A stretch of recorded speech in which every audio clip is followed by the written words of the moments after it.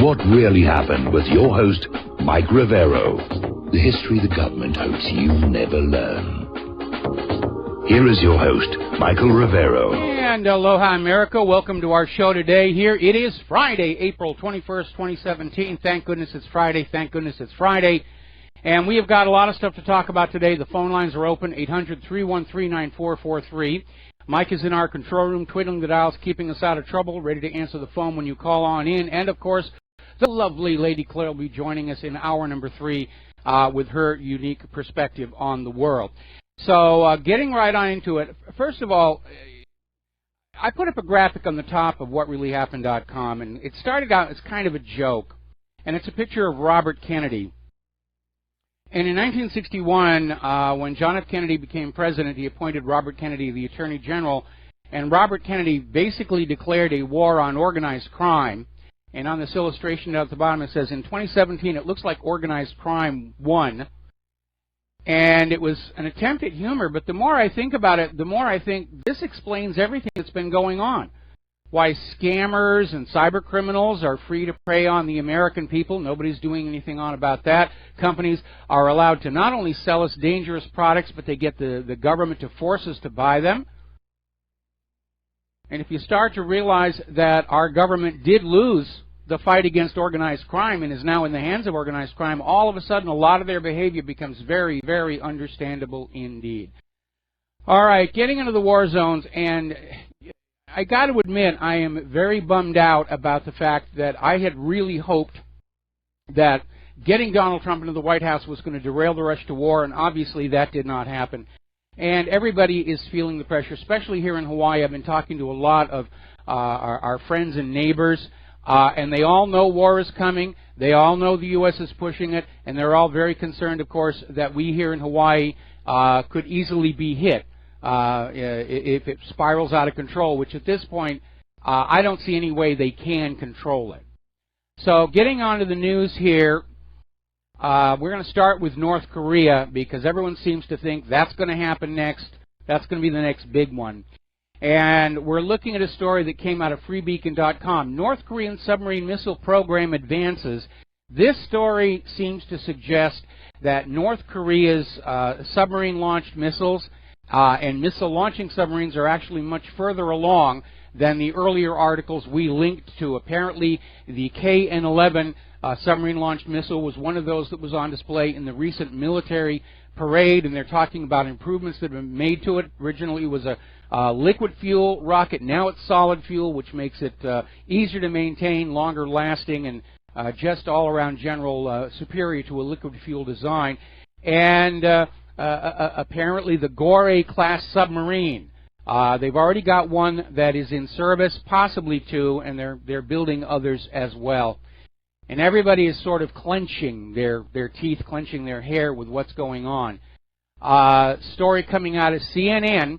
With an eye on North Korea, China puts their bombers on high alert. And the gist here is that China is very concerned about a war in North Korea spilling across the border into their country. They remember when the U.S. went to war in Vietnam, how it spilled into Cambodia and Laos, and they want to make sure that what happens in North Korea stays in North Korea. So they've got their cruise missile-capable bombers on high alert as well. And again, the situation is very unstable. Now, Putin is sending troops to Russia's border with North Korea for the exact same reason. They're concerned that an attack on North Korea by the United States is going to trigger a flood of refugees, and they're looking at what the refugees from the already in progress U.S. wars in the Middle East have done to Europe. They do not want the same thing to happen to them. So they're fortifying the wall, again, to prevent overflow across the border. Now, the U.S. has sent what is called the nuclear sniffer aircraft to the east of the Korean Peninsula. Apparently, it's going to be up on patrol. They're waiting for the seismographs to indicate there's been a nuclear test, and this WC-135 Constant Phoenix is a special purpose U.S. plane, and it's going to take air samples trying to collect particles of fallout that leak from the underground test to confirm there has been a nuclear explosion. Would they lie about such a thing? Yeah, they would. That's been their recent track record. Now, China is going along with trying to contain North Korea. They've already embargoed coal deliveries from North Korea, and now China is saying that if Kim Jong-un does not back down, they're going to embargo the crude oil supply. And North Korea relies almost entirely on China for oil, and China is saying that if Kim Jong-un doesn't back off, they're going to shut that valve. Now, getting on over into Syria, there's something kind of weird going on because the Organization for the Prevention of Chemical Weapons only yesterday came on out and said they had confirmed the presence of sarin gas at the Idlib site.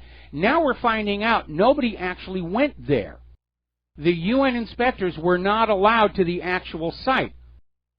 The U.S. and their allies are blocking it. Nobody's allowed there. And so you have to wonder, what evidence did the OPCW claim they confirmed the use of sarin? Did somebody in the white helmets hand them a little swab and say, we took this at the site and you can test that? There's no chain of evidence there. And Assad is complaining the fact that the U.S. is not allowing any outside investigations. They're just out there saying, trust us, it's sarin, it's sarin, it's sarin, you will believe us. Would we lie to you? We're the U.S. government. We're going to do a shout-out now to our on-air affiliates who are just rejoining our network. And Secretary of Defense Matisse is out there saying that despite the disarmament deal that Russia worked out with Syria years ago, we know that Syria still has chemical weapons because obviously they had to have the chemical weapons to use on Idlib. It's circular logic, and it means absolutely nothing. And a lot of people are concerned that if Matisse is still out there saying Syria still has these chemical weapons, that there are going to be more false flags. Now, up in Russia, their Foreign Minister Lavrov is saying that the OPCW's block of an on-site probe shows the Western powers have gone back to the agenda of ousting Assad. And again, this underscores the absolutely ridiculous nature of that false flag story. Assad had almost defeated the U.S.-backed rebels. Peace talks were starting that would have guaranteed the continuance of his administration. Even the White House has said they were ready to accept President Assad continuing if he won his next election. There was no reason for Assad to do such a stupid thing, and every reason for the rebels to do it, to give the U.S. an excuse to escalate the situation and get back on the agenda of ousting Bashar al-Assad, which they've been trying to do for going on 6 years. Now, as you know, Donald Trump got up there and he was wiping his crocodile tears about the poor, beautiful babies who were killed at Idlib. And meanwhile, though, we know that a convoy of evacuees were literally lured into the open. They were lured off the buses with promise of treats and food, at which point they were bombed. And the attitude is, well, it's no big deal, and the U.S.-backed rebels who committed this atrocity are still being referred to as freedom fighters and rebels and moderates by the corporate media. Actually, they're moderately crazy people. But you can see the double standard. Dead babies that further the war agenda, they're going to make a big deal about. Dead babies that might harm the war agenda, just ignore. Just ignore, pretend they didn't exist. Now, apparently, the Syrian military has regained the initiative up in northern Hama. The U.S. strike on that Syrian airfield was a temporary setback, and the U.S.-backed rebels gained ground. Now they've lost it all, and the Syrian military has regained the initiative, and they're starting to push them back. Meanwhile, Bashar al-Assad is saying that the way the U.S. is organizing their forces, where in some places they seem to be helping ISIS, in other places they really are genuinely going after ISIS, it looks to Assad that Washington wants ISIS to wind up with the Syrian city of Deir ez-Zor. And they're already planning the balkanization of Syria to break it up into little tiny pieces that are easier to push around and bully, along with carving off a chunk for the future Kurdistan. Now, Assad is also saying that they have indications Jordan is planning to cross troops into the Syrian territory in coordination with the United States. So apparently Jordan is getting sucked into this quagmire as well. Meanwhile, Russia and Syria are holding talks on supplies of more air defense systems. There is a lot of speculation that the reason so many of those cruise missiles missed their intended targets is that they were successfully jammed by the very capable Russian electronic warfare systems. They just didn't have enough of them. And so Assad has said in an interview with Russian media that Moscow and Damascus are holding talks on the supplies of additional air defense systems to the war-torn country. And Assad at this point is not ruling out Russian ground troops in Syria if more terrorists continue to come into Syria from outside. We're going to take a phone call here. Joe in Oklahoma. Aloha. Welcome to the show. What's on your mind? Joe, are you there? Seems the best I remember back in 1993 in April, Attorney General Janet Reno poked some holes in the building down in Waco, Texas. And wasn't that sarin gas they used? It was later changed. Everything you read now. No, it was CS. It was CS gas. And I had never heard of sarin gas until that attack in Waco. Okay, Waco was... And it was discussed. Waco was done with CS gas, which is a choking gas, and it was mixed, they used as a propellant methylene chlorate, which is highly toxic. In fact, it's the chemical. Have you ever seen those plexiglass shields over the salad bars where the sides bend down? Sure. Methylene chlorate is the chemical they use to soften the plexiglass temporarily so they can bend it into the shape. And it's very, very toxic. But that's what they used to kill that church full of women and children down in Waco, Texas. And it should be remembered, CS gas is banned for use in warfare on enemy troops. So it's a banned chemical weapon. Different. It's a banned. Okay? Thank you, sir. All right. I appreciate all you do for our community. All right, well, thank you very much. We're going to let you go. Okay, now over in Great Britain, in response to Boris Johnson's comment that he is prepared to ignore the parliamentary vote, saying that Britain is not going to join in an invasion of Syria, and it has prompted a huge outcry from the British people and a lot of other people in the media. Ben Harris-Quinney has put out an article saying, stay out of Syria.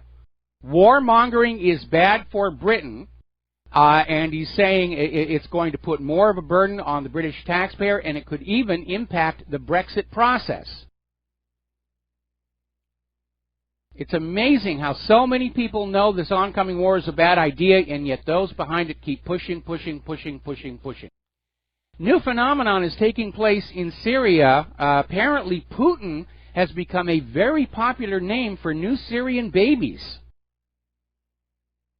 So that's a solid indicator of their esteem of various world leaders.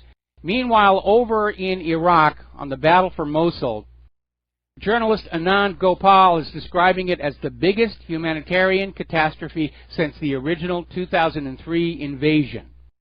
And according to the group, air wars, at least 1,782 civilians were killed last month in coalition strikes. These are civilians, 1,782 last month. So it's getting intense over there. Another story from Sputnik News. Saudi Arabia is stumbling badly in Yemen. They can't gain traction. They can't gain ground. And so now the U.S. is talking about additional support behind the Saudi forces, what they're calling more aggressive support measures. And we're hearing talk about U.S. boots on the ground in Yemen, followed by the usual official denials. The U.S. is already seriously overstretched in all of the existing wars. They can't bring any of them to a resolution. Back in 2005, when General Wesley Clark revealed this list of countries to be invaded, it was going to be done one at a time. We're going to invade Iraq, settle that down, put it under puppet control. Everything will be fine there. Then we can move everybody over into the next country, and the next country, and the next country, and the next country. It hasn't worked out that way. The U.S. is still stuck in all these wars. They're still stuck up in Afghanistan. They're still stuck in Iraq. They're still stuck in Libya. Yemen is turning into another quagmire. They've been trying to get into Syria for 6 years, and yet we still hear stories. They're going into Somalia, Sudan. They're trying to provoke North Korea. It's heading for an epic fail. We're going to lose this war.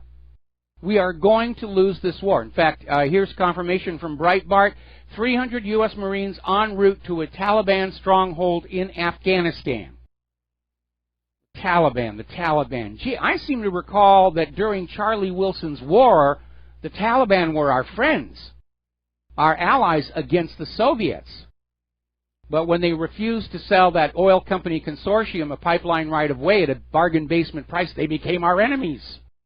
You don't mess with those pipelines.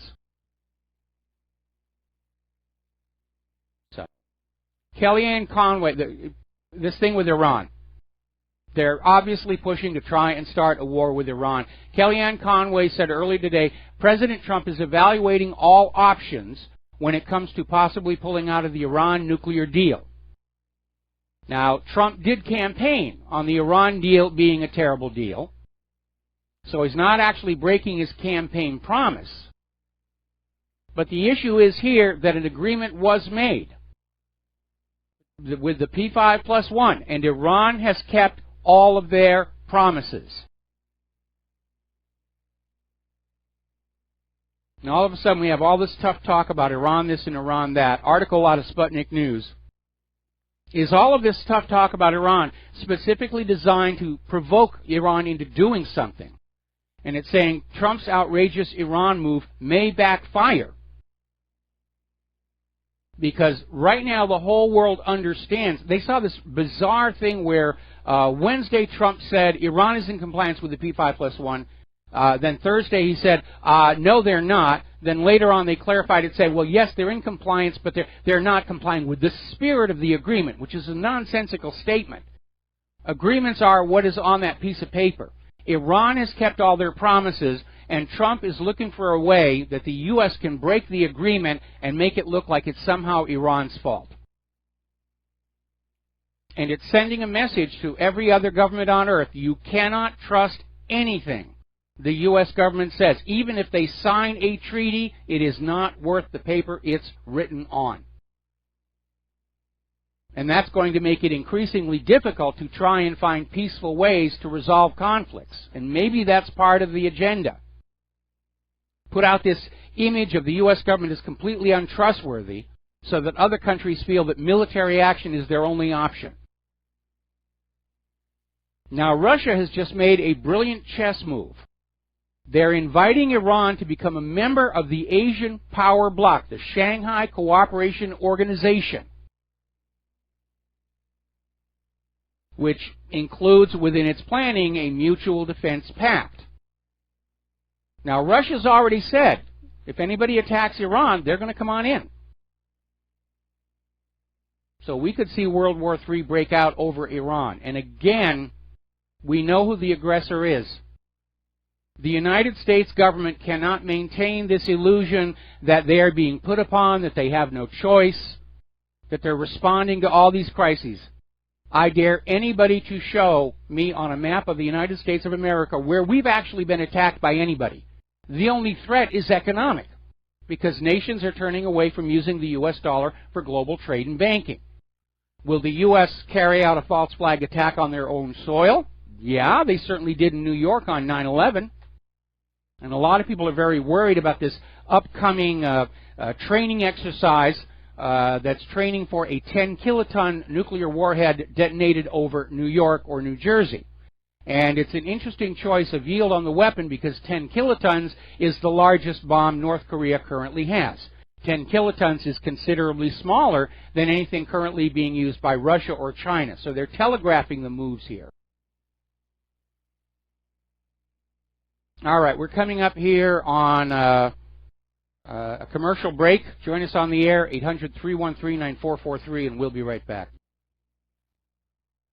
And aloha, America. Welcome back to the show here. Now, clashes are erupting across the West Bank. Thousands of people are protesting in solidarity with the hunger-striking Palestinian prisoners. And the prisoners are on a hunger strike because of the way prisoners are treated in Israeli prisons.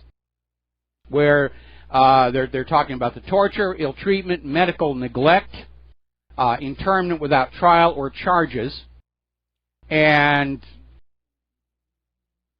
the strikers are getting a lot of support, and there have been confrontations. Now, just to show you how warm and humanitarian Israelis can be, the far-right National Union Party decided to hold a barbecue right outside the prison where the Palestinians are on the hunger strike and just let the smells go through the bars to torment them. Now, speaking of Israel's politicians here, article coming out of sgtreport.com, Nikki Haley humiliates America groveling before Israel at the AIPAC summit. Now, this is obviously a few weeks ago, but basically was just showing Israel is in charge of our country. Like all these other Middle Eastern nations, we are living under a puppet rule. We do not have a legal, legitimate, constitutional government of this land any longer. It's been taken away from us. And despite all of the support Barack Obama gave to Israel, Israel considered Obama a weak supporter because there were occasions when he wouldn't do what he was told.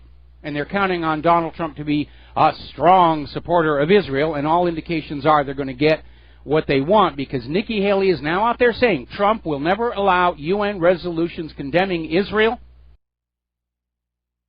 Israel could be dropping live kittens into a blender on puree on global television, and still the White House is going to defend them at the United Nations. Meanwhile, Israel is expediting an order for new submarines. Normally, their military procurement is a long, drawn-out process, as it is here in the United States of America. But apparently, for whatever reason, they've decided they're speeding up the request for 3 new Dolphin AIP-class submarines. They need them as fast as possible. So, okay, you American taxpayers, time to cough up more cash for Israel. Because Israel's not going to pay for this stuff themselves. I mean, that's silly. That's what you Americans are for here. Now, as long as everybody's buying and selling weapons in advance of the big party, Turkey says they are close to an S-400 missile purchase deal with Russia. One of the downsides for the American defense industry of what's been going on over Syria is a demonstration that Russian weapons are less expensive and more effective. And Russia is starting to capture a larger and larger share of the global weapons market. And that S-400 is a very, very capable air defense missile. Meanwhile, the U.S. is trying to basically catch up at this point and modernize. And so they're resurrecting an old weapon called the kinetic energy projectile. And this is a tungsten warhead that is fired at 3 times the speed of sound, which basically can obliterate everything in its path. Once it's launched, it bursts into these flaming tungsten metal fragments that can pierce through most armor, such as that used in tanks. And they're bringing that one back here. Meanwhile, the Marine Corps is going to get their new King Stallion heavy lift helicopter. And it can carry 2 armored Humvees at once. It's a follow-on to the Super Stallion, which has been in service since 1981. And here's the kicker. This new King Stallion heavy lift helicopter actually costs more than an F-35. Ooh, money, money, money, money, profit, profit, profit, profit, profit.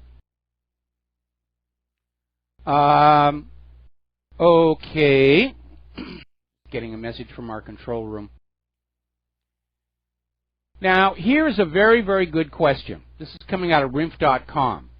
And after all this talk about Russia trying to interfere with our internal politics and everything, apparently somebody asked a longtime Democratic Party insider. Actually, I'm going to save this until after the break, because it's a good question. It deserves careful thought and response. We'll be right back. And aloha, America. Welcome back to our show. And before we get back to the news here, apparently somebody's been trying to call the show from France, and we had a little bit of a goof with our phone system trying to execute the transfer. So please try and call back in, and we'll try and get you on the air here. We're dealing with old equipment, broken equipment, not really working. Highest quality of American manufacturer equipment, and it's really a problem. And it does wear out very, very quickly. All righty, getting on back to this, we were talking about this story that was over in RINF.com, and the author of the piece asked a longtime Democratic Party insider, who was actually working on the investigation into whether Russia was trying to interfere with our internal politics, and asked which country interferes the most in U.S. politics. And without a moment's hesitation, this Democratic Party insider said Israel. Of course, everybody knows it. Israel runs the place. But there's no probe of Israel Gate, is there? They're angry with Russia. Russia's cutting in on Israel's action inside the United States of America, and that cannot be allowed. Now, Israel is starting to struggle. Their much cultivated image of perpetual victimhood is starting to come apart. Story out of the electronic intifada is talking about how over in Barcelona, the city council passed a declaration on Wednesday upholding the right to boycott Israel over its violations of Palestinian rights.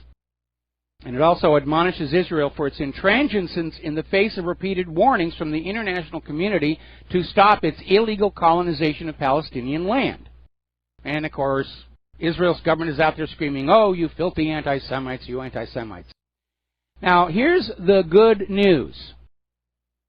According to a top anti-BDS strategist, Gidi Grinstein, the BDS campaign is actually winning.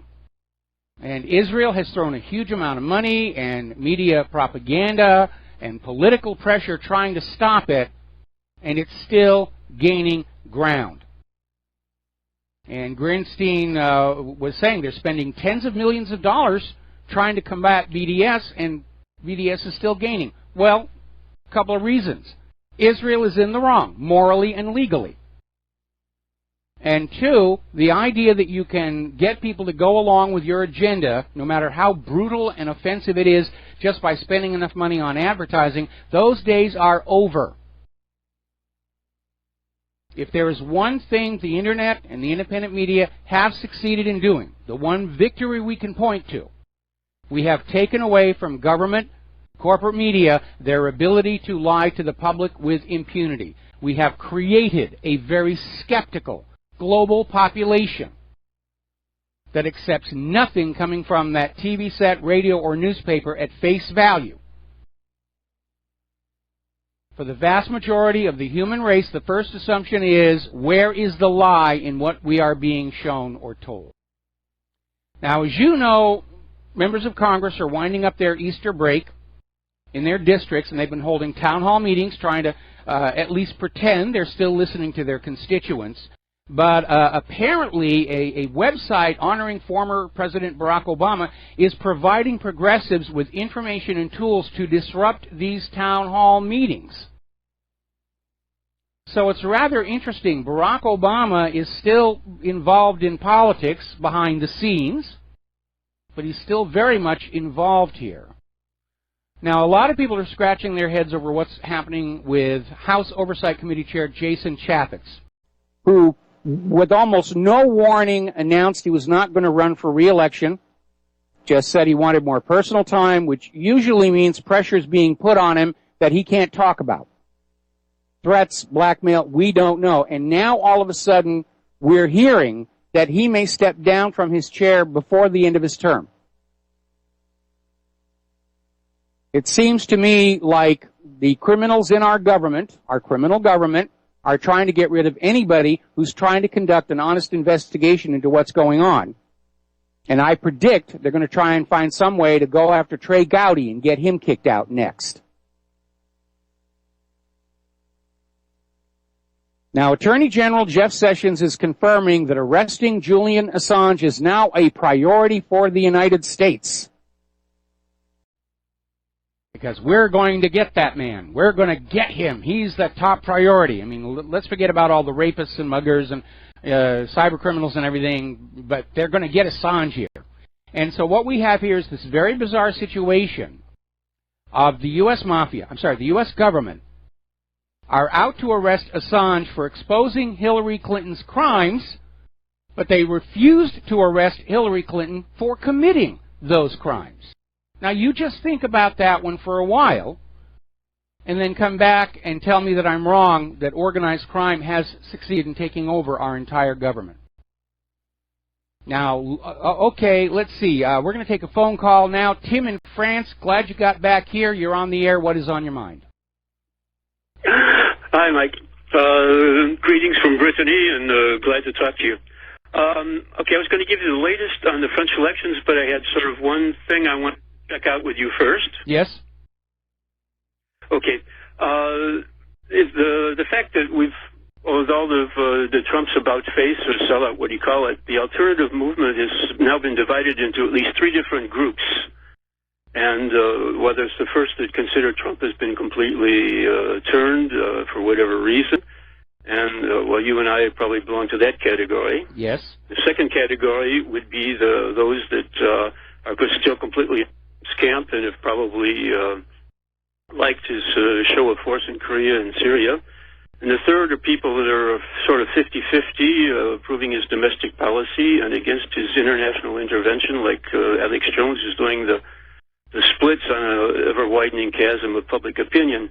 But the point I want to bring out is that it seems to have sort of driven a wedge into the alternative movement and sort of a divide-and-conquer strategy, and it's taken completely the wind out of the sails from the 2016 awakening. Yeah, there's no question about it. Now, the good news is that those who are still think Trump is great and that somehow or other Trump is keeping his campaign promises is a rapidly dwindling minority.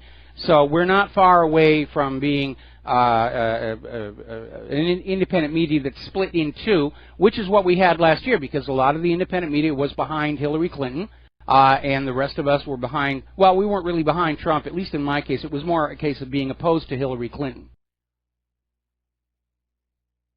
Mm-hmm. Okay, French elections? Okay, we just had something shake the building. That's why I'm looking startled. Anyway, yes, the French elections. Yeah, okay. Well, first of all, this article that came out about the 500,000 voters on 2 lists, it probably doesn't really mean that much, because it's more of a bureaucratic logjam than it is any kind of intentional for throwing the elections. Well, I don't think we can assume that here. And what is really alarming is that the French election authorities are saying they're not even going to investigate this until after the election is over and they've got the results, which means if Marine Le Pen loses, the investigation's probably going to go away. Yes, but there's also a 3 to 5 year prison sentence and a 15,000 euro fine for anybody that is convicted for voting in 2 places.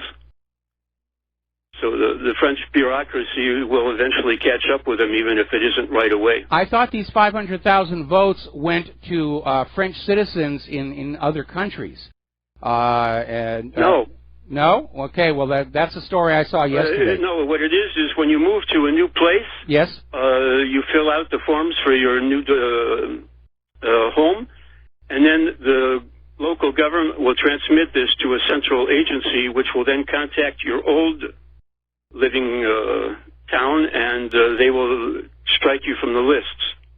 And so the logjam is in this central agency that is overbooked, or what do you call it?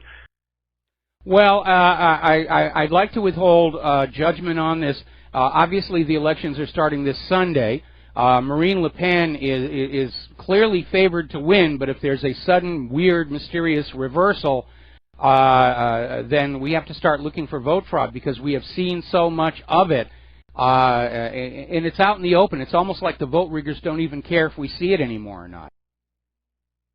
Yeah, I can give you the latest, official polling numbers, and then I can go about how it's really difficult to fix French elections with paper ballots, if you want. Okay. Well, Okay, the latest polls that came out today, and then the polls are closed tonight, so they won't get any more. First of all, there's a 73% voting, what they call participation in France anyway, 7% abstention. Mm-hmm. Okay, Macron has 24.5%. Le Pen is at 22.5%.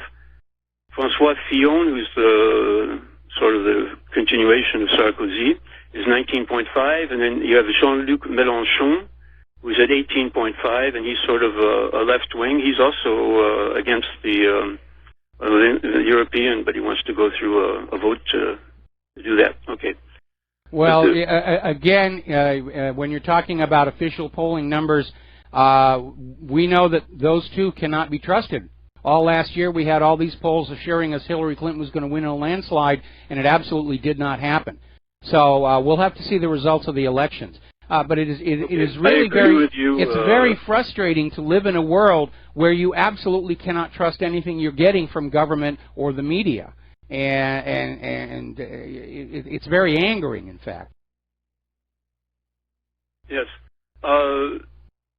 Okay, but the thing is, in France, where you use paper ballots, have transparent ballot boxes, and control everybody that's voting, it's very difficult to flip the votes. Most of the subtle manipulation would have come before that with just newspaper articles oriented for this or this candidate. And the second thing I wanted to say is the second round, if Le Pen passes, it's something like a 60-40% going towards Emmanuel Macron anyway, who's more or less of Goldman Sachs, J.P. Morgan backed candidate, Mm-hmm. and he also attended a Jesuit high school, and he married one of his. He wound up marrying his English teacher. Okay. All right. Well, thank you for the information and the update. But we know that it's definitely a common feature all across the EU that elections are being rigged to keep Eurosceptics out of power.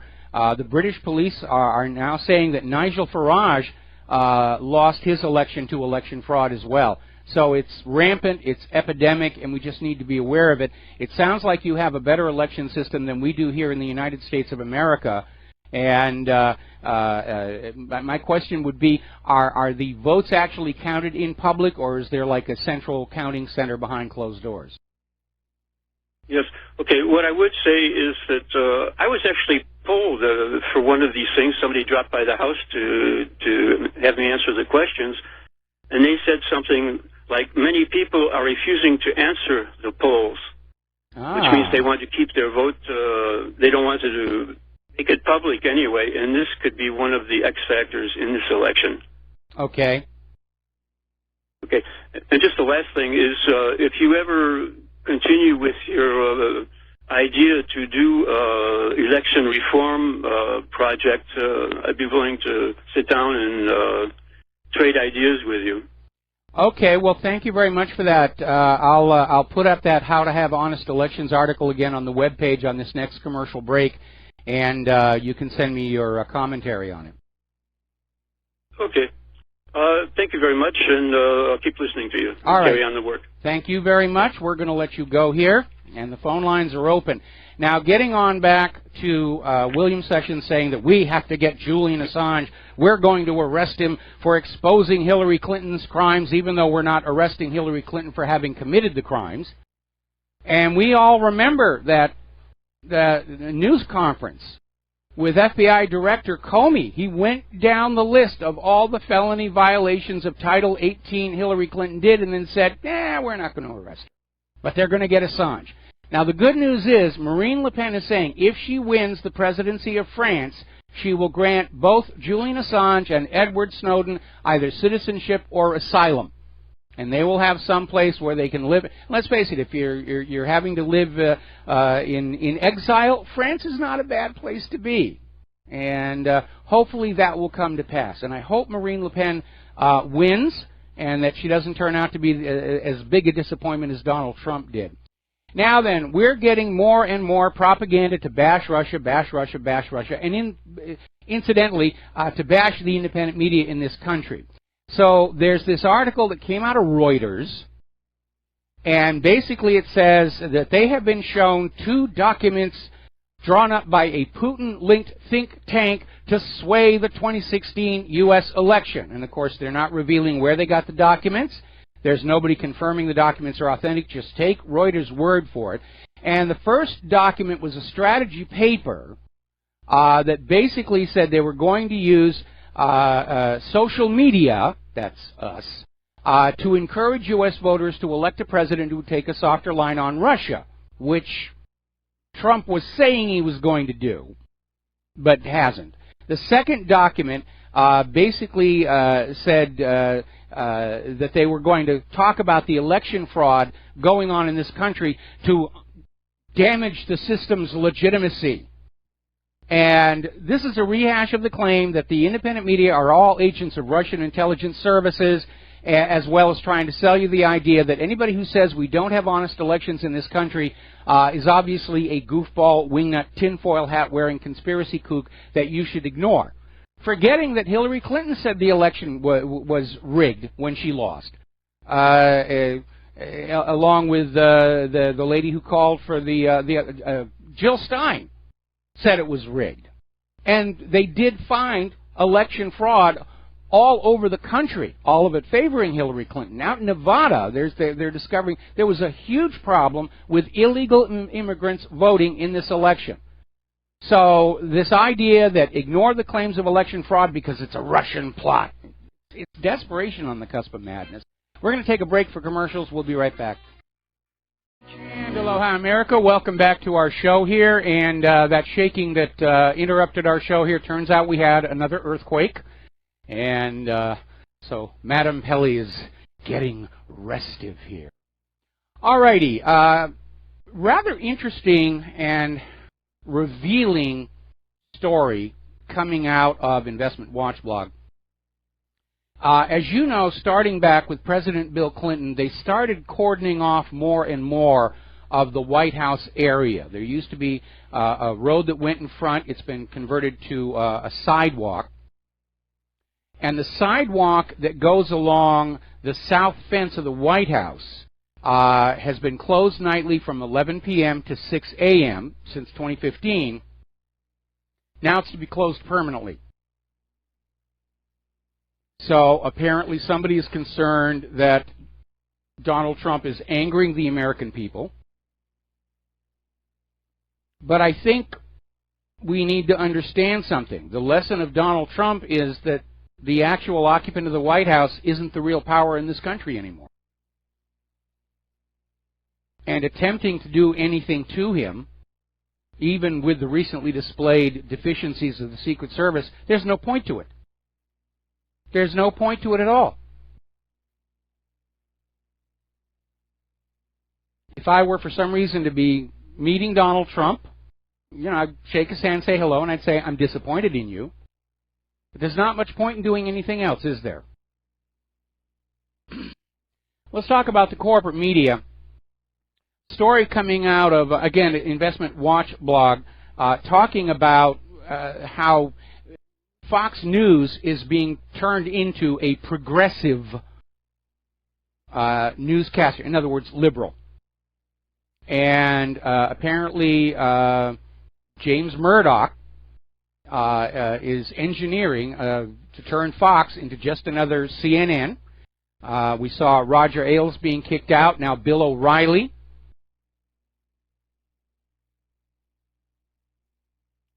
And all they're going to succeed in doing is driving more and more people to the independent media.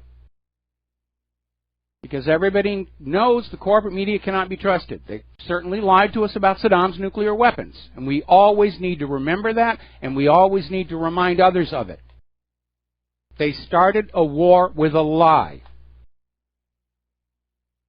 And once people understand and accept that, you start to realize all the lies, all the wars are started with lies. And they're trying to do it again. Now, you remember that Huffington Post article that said it was time to take voting rights away from white men to punish them for all the evil they've done in the world. And it turned out to be written by a South African man posing as a feminist activist. And he got the Huntington Post to publish this. And it was a hoax. And Huffington Post did publish it. Their editors defended it from criticism before they realized that they'd been hoaxed. Well, apparently, I'm going to save the rest of this story until after the station identification. We'll be right back. And aloha, America. Welcome back to our show, hour number 2. So we're talking about this story where the Huffington Post got tricked by this South African gentleman who was posing as a feminist activist. He created a fictional persona of this feminist woman, even had a picture that he submitted, and convinced the Huffington Post to publish the article, saying white males should have their voting rights removed. And that triggered a huge response to the Huffington Post saying, what a ridiculous thing to be saying. And the editors at the Huffington Post said, no, there's merit to this. It's a possibly good. We should consider this. Then they found out that they got tricked, that this feminist author didn't really exist. And so the Huffington Post editors have tracked this gentleman down and raised a ruckus at his workplace, and the guy lost his job as a result. Now, my question is, it was the editors at the Huffington Post who first published the article and then defended it. When do they get fired? When do they lose their jobs? Another article here, We Are Enemy, left media desperate to redirect attention from the enemy to their enemy, which is the independent media, and they're talking about the latest smear job from PBS, about how you can't trust anything on the internet. You should only trust the corporate-owned and controlled media. They're the real news. And, of course, we're seeing social media like Google and Facebook. They're starting to put little buttons on their posts that you can hit to say this is fake news. And, of course, people who are being exposed by the independent media, they can hire public relations firms to have hundreds of people stop by and push that button and label it fake news. What we really need is a liar button, a fake news button, on the corporate media talking heads and on all the politicians. Just right here, smack dab in the middle of the forehead. And when they open their mouths and we know they're telling us something ridiculous, like Assad gassed his own people, we say, lie. We do lie and lie again. And, oh, the button is sticking. Let me get a baseball bat. I'll get that button unstuck. And I got an email from somebody who's over in Sweden. I'm kind of hoping he's going to call into the show, but we're going to do the story now anyway. And apparently it is an independent network running in Sweden. And they're out there talking about exposing the anti-Russia propaganda. And they are now under attack by their equivalent of the corporate media.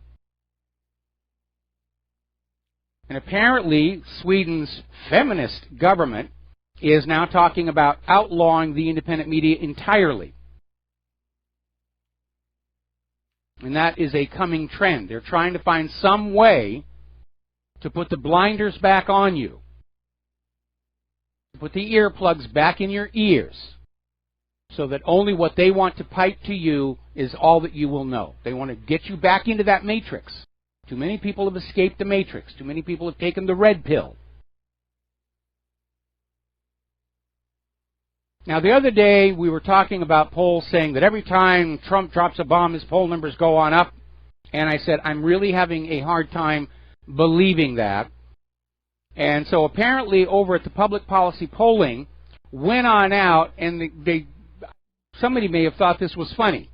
Who do you have a better opinion of, United Airlines or President Trump? And imagine the surprise when the poll numbers came back that people had a better opinion of United Airlines than they do of President Trump. So that may be a real indicator of what's going on. Now, Paul Craig Roberts has come on out with a story about the Oklahoma City bombing after 22 years, basically recapping that we don't really know exactly what happened there, only that the official story simply didn't make sense. And he talks about Benton Parton, U.S. military explosives expert, who was the first one to go public, saying, no, the damage to the Murrah building did not come from a Ryder rental truck full of fuel oil and fertilizer. And there are audio recordings indicating the use of cutter charges inside the building itself. There is testimony from somebody who survived the bombing saying that he felt the building shake 2 seconds before the truck bomb went off. And because he was from California and he thought it was a quake, he got under his desk, and that's the reason he survived. And on the day of the Oklahoma City bombing, was all over the corporate media. They'd found additional bombs. They were defusing additional bombs. And then 2 weeks later, it was all gone. Oh, no, there were no additional bombs. We don't know where you got that. Now, there's a lady named Connie Chung. She's been a figure in TV journalism. And I actually knew her and worked with her back in Los Angeles at the Channel 2 CBS affiliate there when she was doing the news. And I was involved in something over in the tech side, but I was still in my career as a magician. So I'd stop by the newsroom and I'd make her obscene balloon animals, which she thought was really funny. She was there in Oklahoma City. And this was a lady with a long career and a reputation. And she asked the fire department chief about a report that the fire trucks had been parked around the Murrah building before the blast went off. 24 hours later, she'd lost her job. And we haven't seen a whole heck of a lot of Connie Chung ever since. I understand how you feel, Connie. They did the same exact thing to me. But again, we live under a government that rules us through lies, fraud, and deception. And it's time to decide if that is an acceptable form of governance. It certainly isn't for me. The only government I will respect, acknowledge, obey is the one that's described in that Constitution and the Bill of Rights, not one that tries to constantly trick me into doing things that are illegal, immoral, unethical, especially war. We're going to do a quick shout out now to our on-air affiliates who are just now rejoining our network here. And I want to start our section on the economy with a little bit of a clarification, because I made a mistake the other day. I was talking about how Dodd-Frank was the bill that was passed that yanked Glass-Steagall, and I got my bills confused, and I had some very alert, sharp listeners who corrected me on that. The bill that repealed Glass-Steagall was the Graham-Leach-Bliley Act. That was passed in 1999.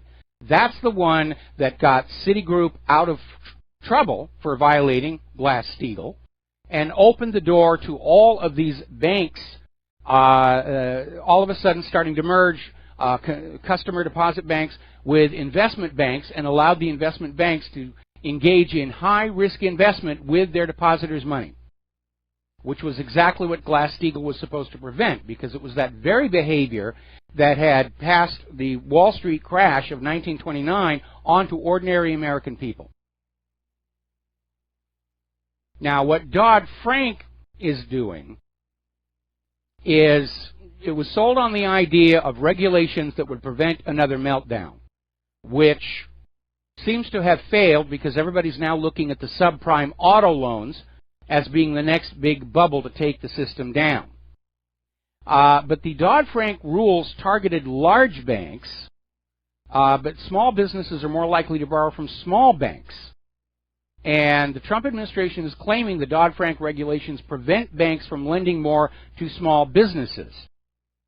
The way it's written, it doesn't really do that. The biggest impediment to small banks is the low interest rate climate that prevailed since the financial climate. Now, Trump's cabinet members say that banks no longer need the additional rules and supervision. They're always saying that. And they're saying the banks have got enough capital to withstand any crisis. And but the banks are only so well capitalized because of Dodd-Frank.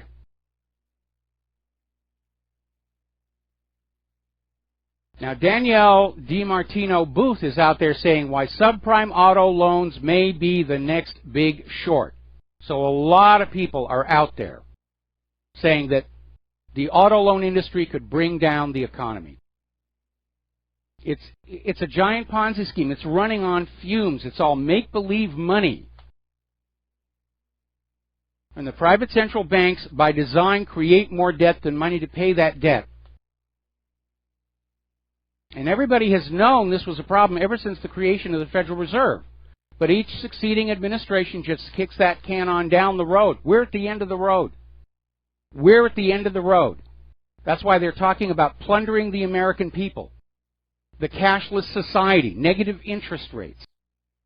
Because in the end, ordinary people are going to be forced to pay for the crimes, corruptions, and miscalculations, stupidity of the ruling class. Now here's a very alarming article coming out of Zero Hedge. Private equity is now setting its sights on a new funding victim, the mom and pop 401ks. And this is after laying ruin to the defined benefit pension plans of public and private employees in the past several decades. Wall Street now wants to go after the mom and pop 401ks. Because after all, they've done such a wonderful job on the public and private pension funds. But again, they weren't concerned with the pensioners, they were concerned with profits. And privatization is always a disaster for ordinary people, because they're taking away government functions that are supposed to be aimed at protecting the public and turning them over to private corporations who see them only as another opportunity for profit. And it's just incredibly corrupt. Now, Portland's had a really good idea. They're going to raise taxes on businesses that pay their CEOs 100 times more than the workers. And yes, the wealth inequality is that bad in much of the country, where CEOs are being paid huge sums of money, and ordinary people are going hungry. And that, too, is a symptom of fascism. Portland's got the right idea. I'm sure that there's going to be a legal challenge, and the corporations will find some way to pay their CEOs 99 times what the average worker is making, and then find some other way to shovel more wealth at their CEOs. Now, Verizon's profit is sinking as it loses its wireless subscribers, because their quality is in decline, unfortunately. I'm getting ready to look at a new cell phone out here on Oahu, and I was looking at who's got the best coverage and service, and they're saying it is AT&T, which is who I'm with right now. But all of our infrastructure is overstressed. It's oversubscribed.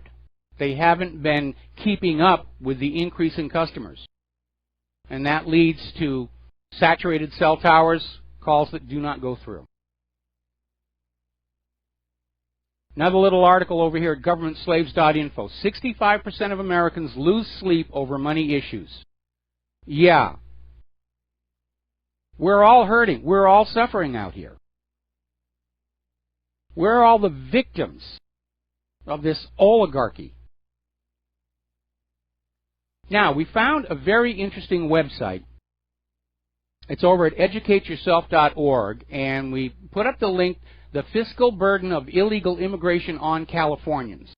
And it's a very good infographic on what immigration is actually costing the people of California. But a good reason to visit this link is because at the bottom of the page they have other links that go to the other states. And I was rather surprised how many illegal immigrants we have living here in Hawaii and how much they're costing the taxpayers. It's a major, major problem. Another article here from Breitbart. 9 shocking facts about our border with Mexico. And maybe a wall would be a good idea. It's common for the bodies of dead migrants to be found after starvation and exposure on U.S. soil. It's a very, very long trail. The entire border has been broken down into regions or turf controlled by Mexican narco cartels, who very often are using the illegal immigrants to bring illegal drugs into this country. One U.S. border sector, Tucson, has Mexican cartel scouts operating deep within the United States itself, trying to find new pathways. And apparently U.S. law enforcement along the border are afraid to be targeted by these cartels. They're being scared off from enforcing the immigration laws. U.S. gangs are acting as enforcement and smugglers for Mexican cartels, and this occurs along the border and as far north as Minnesota. It's just this giant machine to bring illegals into the country. Public corruption of both U.S. politicians and law enforcement officers is common along the border. Mexican cartels are paid and fueled by illegal immigration. No one crosses the border without paying those cartels. It's a criminal operation. Some factions of the Gulf and Los Zetas cartels routinely make as much or more from illegal immigrants than they do from the narcotics themselves. And illegal immigrants are often kidnapped by the cartels they're paying for permission to cross the border into the U.S. It's an ugly, ugly reality. And something should be done about it. Now, one possible contributing factor, and this is another article out of Investment Watch blog, did Obama let MS-13 slide to bolster support for the Democrats? Because we know a big problem that the open borders has created is the criminal super gang MS-13 has rapidly increased their population inside the United States. Now, they've got a 30-year history of crime, and Donald Trump appears to be the first president to attempt a serious takedown. Under Obama, several fiscal targeting operations were attempted to reduce the money supply into MS-13, and massive operations put in place against some of the members, 6 to be precise. We've become a nation beset by crime, from the border to Washington, D.C. itself. And here is the real kicker. Story out of Rents.com. There's been a new leprosy outbreak in Nigeria. And the same area of Nigeria also has a major fatal meningitis outbreak. And Nigeria is a major source of the African refugees going into the United States and Europe.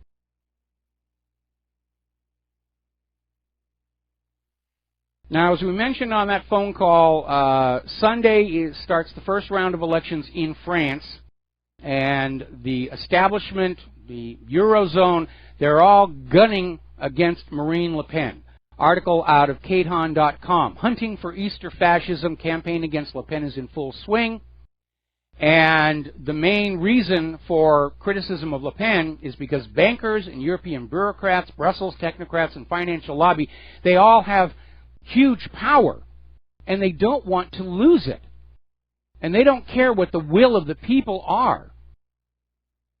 That's not how they got to be powerful, by being concerned with what ordinary people want. They're empire building. And all empires eventually fall. Now, another article, this one out of Investment Watch blog, high probability of Le Pen winning, attacked by 25 pseudo-Nobel economists, including the always wrong Stiglitz. In other words, part of the propaganda against Marine Le Pen is that if she wins the presidency, France's economy is going to collapse immediately.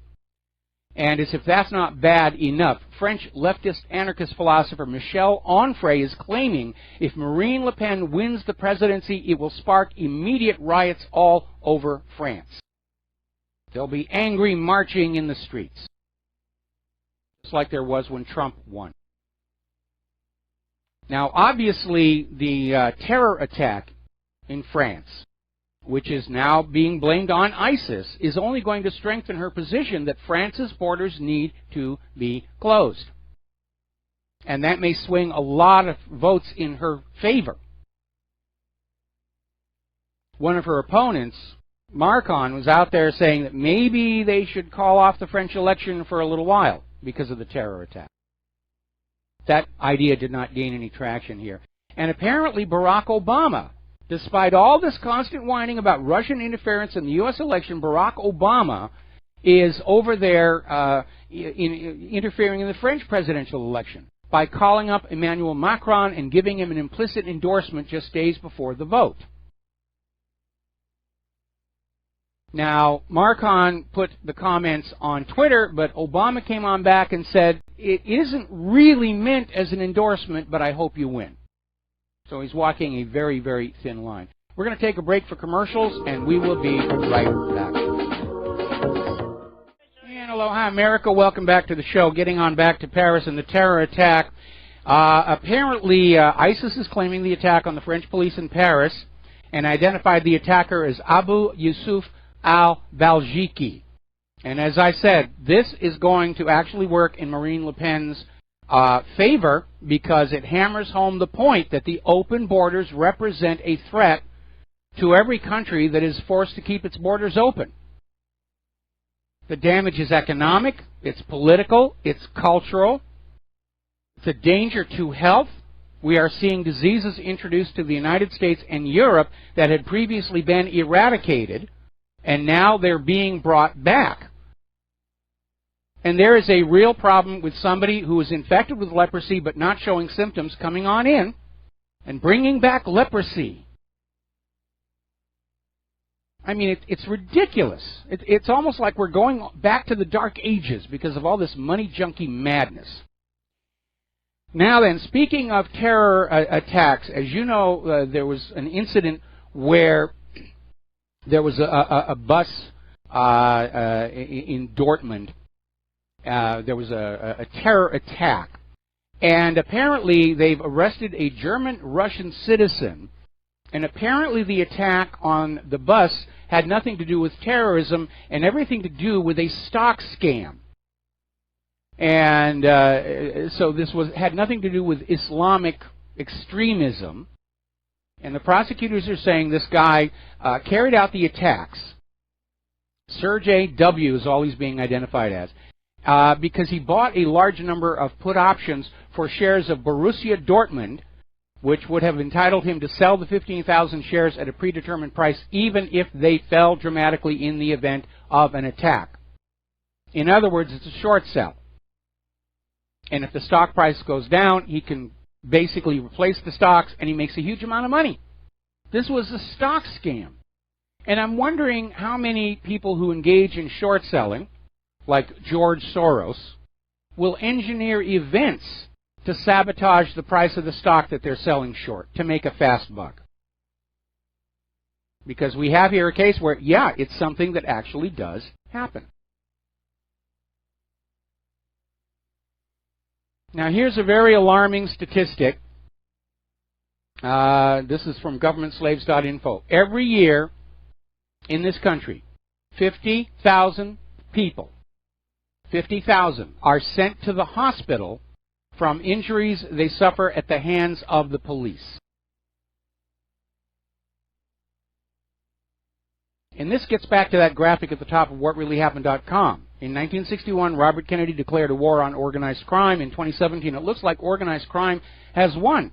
And the police seem to be part of that. Using the civil forfeiture laws, they're stealing more from the American people than the robbers, muggers, and burglars put together. They're murdering more innocent Americans than all the terror attacks put together. Another article, this one came out of Natural News, saying that the war on drugs is based on fake science. And they're talking about all these cases that have come on up where these police labs are faking the results of drug tests and sending people to prison on charges of drug possession.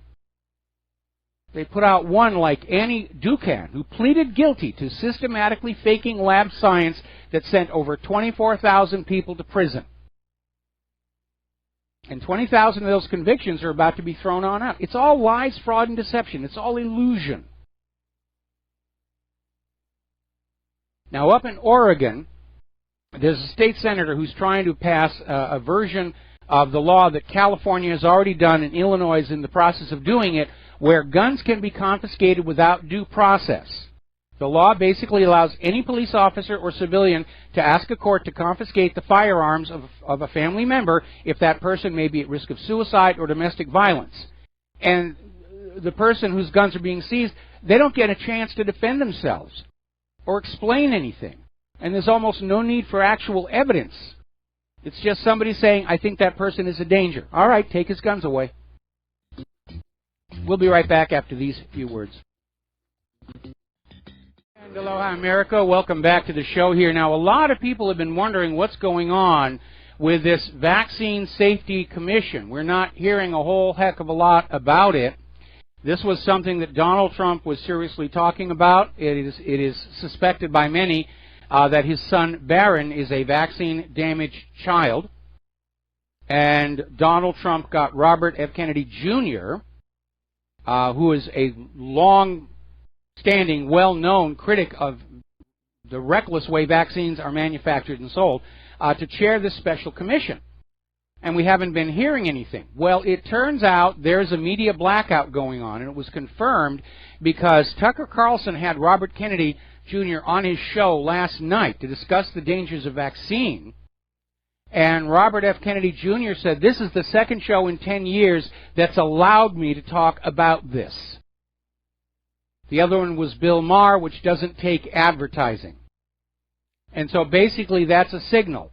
The vaccine industry, which spends huge amounts of money advertising their products, the pharmaceutical corporations, have sent the word out. You will not report on this at all. And the corporate media is saying, yes, sir, yes, sir, yes, sir, yes, sir. And that's why we're not hearing anything. It isn't that Robert Kennedy isn't trying to do the job. It's that no matter what he does and what he comes up with, you'll have to come to the independent media to find out about it. Now, here's a bizarre story. This is from your Newswire. Apparently, Bill Gates got a meeting with President Trump and pitched scrapping the plan for the Vaccine Safety Commission. And Gates said, I've already looked at this. These are miracle drugs, and they've done great things. And when we get new ones, we can do it a lot, and they're completely safe. Bill Gates is saying that he's looked at it and is completely safe. Of course, Bill Gates thought Windows Vista was going to be a good thing as well. But Gates is a big supporter of vaccines. He believes they should be used to control world population. And I imagine a considerable part of his fortune is invested in these companies. And that is going to bias his point of view.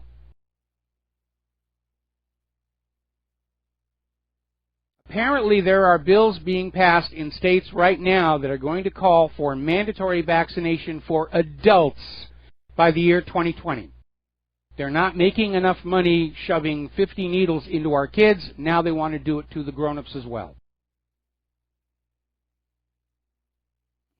And they are not safe. Now, here's another reason to avoid prescription antidepressants.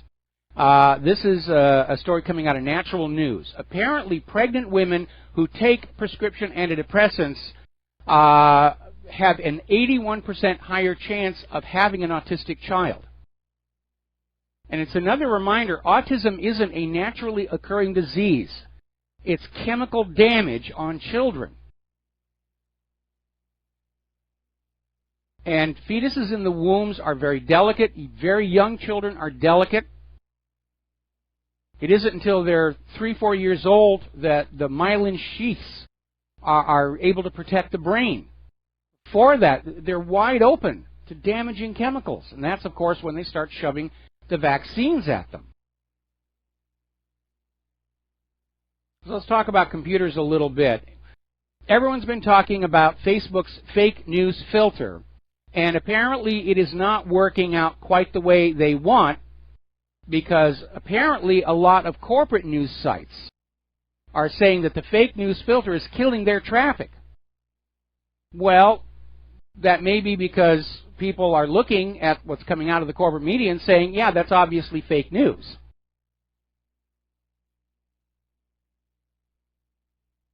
I'm still looking at that video of Dianne Feinstein a few days ago, giving a presentation. She's talking about Assad gassing his own people, and the entire audience erupts in laughter. And they're booing her and calling her names, and she's up there trying to say, let's take the bad name calling out of this thing. Stop lying to us. There is no requirement in the Constitution that obligates ordinary citizens to believe anything the government says. The burden of proof has to be on the government to show that what they are claiming is in fact reality, especially after all the times we've caught them lying. The prudent assumption now is it's just going to be more lies. They certainly can't back up and say, all right, you caught us, we lied about all these other things, but we promise we'll be truthful moving forward. Apparently, location tracking Android spyware has been found in the Google Play Store. And apparently Zscaler, which is a security researcher, has the SMS VOVA Android spyware. And it poses as a system update in the Play Store and was downloaded between 1 million and 5 million times since it first appeared in 2014. And the app claims to give users access to the latest Android system updates, but it's actually malware designed to compromise the victim's smartphone and provide the user's exact location in real time. To who knows who's putting this out there? Who needs to know where people are going moment to moment to moment to moment? Well, obviously the government thinks that they need to have that information. But it could also be a burglary ring. Because if a burglar has hacked your smartphone so that they know where you are at any moment of the day, then they're going to know when you are not at home able to protect your property. And nobody's doing anything about all this cybercrime, regular crime going on. Which is why I'm having to say that in Robert Kennedy's war on organized crime has clearly won. And they're now running this country. And I will not accept that. All right, we're going to take a phone call. James in Tokyo. Ohio gozaimasu. O genki desu ka? What's on your mind today? Oh, genki desu. You know, Mike, to buy a new cell phone, you should check out AliExpress. I remember you mentioning you had an iPhone 5 before. I used to have that terrible phone, and you won't believe the kind of phones you can. I have an Android now, and really great. And I think if you look at AliExpress, you'd be amazed at the specs you could find on phones for like $150. Well, I got also Connie Chung. Before we go any further here, I mean, you know, the last time we re-upped our phones, I got Claire an Android because it had the larger screen, and at least the way it's implemented by AT&T, the user interface is garbage, and it's non-intuitive. It's very, very difficult for her to use. And so when we re-up our phones again, we're going to get her back on an iPhone, no matter how much we have to pay for the one with the big screen. Because the iPhone for me is clearly the superior system, which makes a lot of sense because iPhone was first and everybody else is jumping on board with software and operating systems that are trying to replicate the functionality without violating Apple's patents. And that's why you get a very complicated interface because they're trying to avoid the look and feel lawsuits. If you get an Android 6 or 7, you'll find the interface is amazing, and I find it even better than iOS. Also, about Connie Chung, her career didn't end with Oklahoma. She became like a super famous newscaster and got married to Maury Povich. Yeah. Well, he was able to help her get her career back, but there was an interval of time after Oklahoma City where she wasn't able to find any work. And yes, she did get her career back, but it was very obvious what was happening. And finally, before we leave the iPhone situation, I put up an article. As you know, I got a Raspberry Pi, and I'm absolutely in love with it. Yep. And apparently one of the things you can do with it is build your own smartphone, which I think is really cool. I may actually try and do that. Obviously, TSA is going to wonder what the heck it is when you try and board a plane with it, because it doesn't look like anything they've seen in a store. But it would be a smartphone where you know that there is no spyware on it, courtesy of the manufacturer. And if you'll remember, about a month ago, there was a big stink where it was being discovered that smartphones were already loaded with malware at the point of sale. And everyone is saying, how the heck does this happen? Yep. Hey, I want to just talk quickly about an idea that I had. You know, recently Syria, they moved a lot of their planes, they say, next to Russian bases. I don't think they just build a runway and go right next to them. They're in the Russian bases. Yes. And I think, like one way to prevent war and guarantee world peace is, for example, with Iran. I think that's a very good idea. You put Russians in the Iranian bases, with some of their planes or whatever, and nobody's going to attack them. I mean, I do not believe that Israel now is going to attack, Syrian planes parked on a Russian base. And I think, if this goes like all over the world, I really think it would be a safer world if other countries started doing that. Well, it sounds good in theory, but my understanding is that there were Russian nationals killed at the Syrian air base from Trump's cruise missile attack. Putin just chose not to escalate the situation over that. So I don't know how well that's going to work. We're dealing with a government that is just obviously dead set on cranking up the war. We're already in World War III. We might as well admit it. And they're just attacking everybody. And you have to wonder, at some point they're going to start running out of men, material, and so forth. And it just seems insane that they're doing this. It doesn't serve any real purpose for anybody but the bankers. The bankers love the wars. And I think it's ridiculous for us to let bankers slaughter so many people, theirs and ours, just so they can get us back into the debt slave thing. It's certainly an economic war. And, Mike, I hope you and Claire have a great weekend, and nice hearing your voice again. And you take care, man. All right, thanks an awful lot here. And we're going to get back here to the science and health stuff. Story out of the Daily Mail. Okay, we've been warning you for a long time, stay away from artificial sweeteners, especially aspartame, which was actually, before it was approved for use as an artificial sweetener, was classed as a neurotoxin and a biological weapon.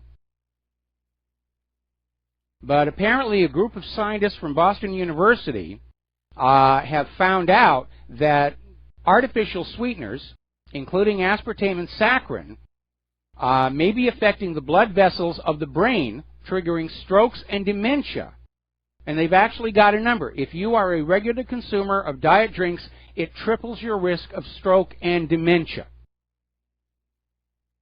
And they're not saying go on out and drink sugary soft drinks, because we know sugar's got its own issues.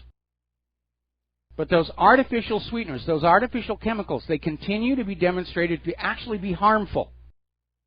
No matter how much corporate media tells you, oh, this is good, it's safe, we promise it's going to be okay, and then we find out, no, it isn't.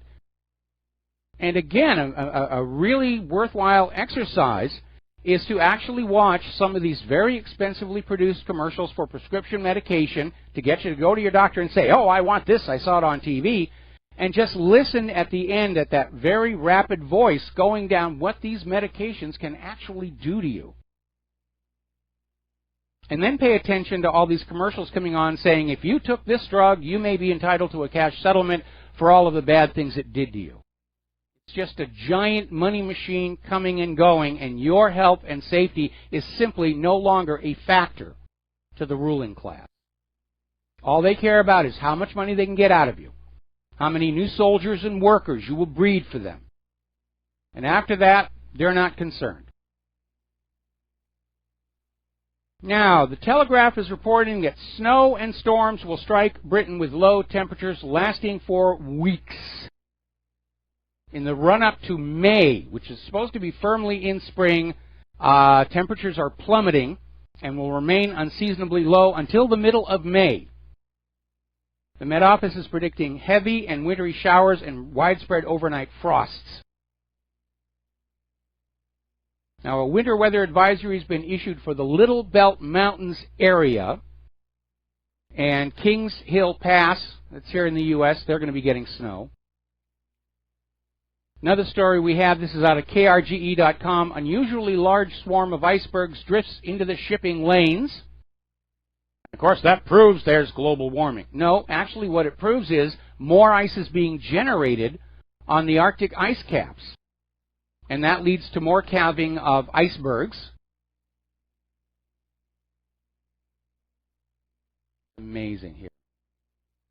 Now, a while back, one of the Carbonazis came out with a really dumb claim. They said they were noticing that up in Canada, polar bears were starting to breed with grizzly bears, and they said it's another artifact of human-caused global warming. The boy polar bears can't find girl polar bears because the ice has melted and they can't meet. Actually, polar bears can swim. But apparently there's now a new study saying that actually polar bears and grizzly bears have been crossbreeding for a very, very long time. It's not a new phenomenon, and it has nothing to do with human-caused warming.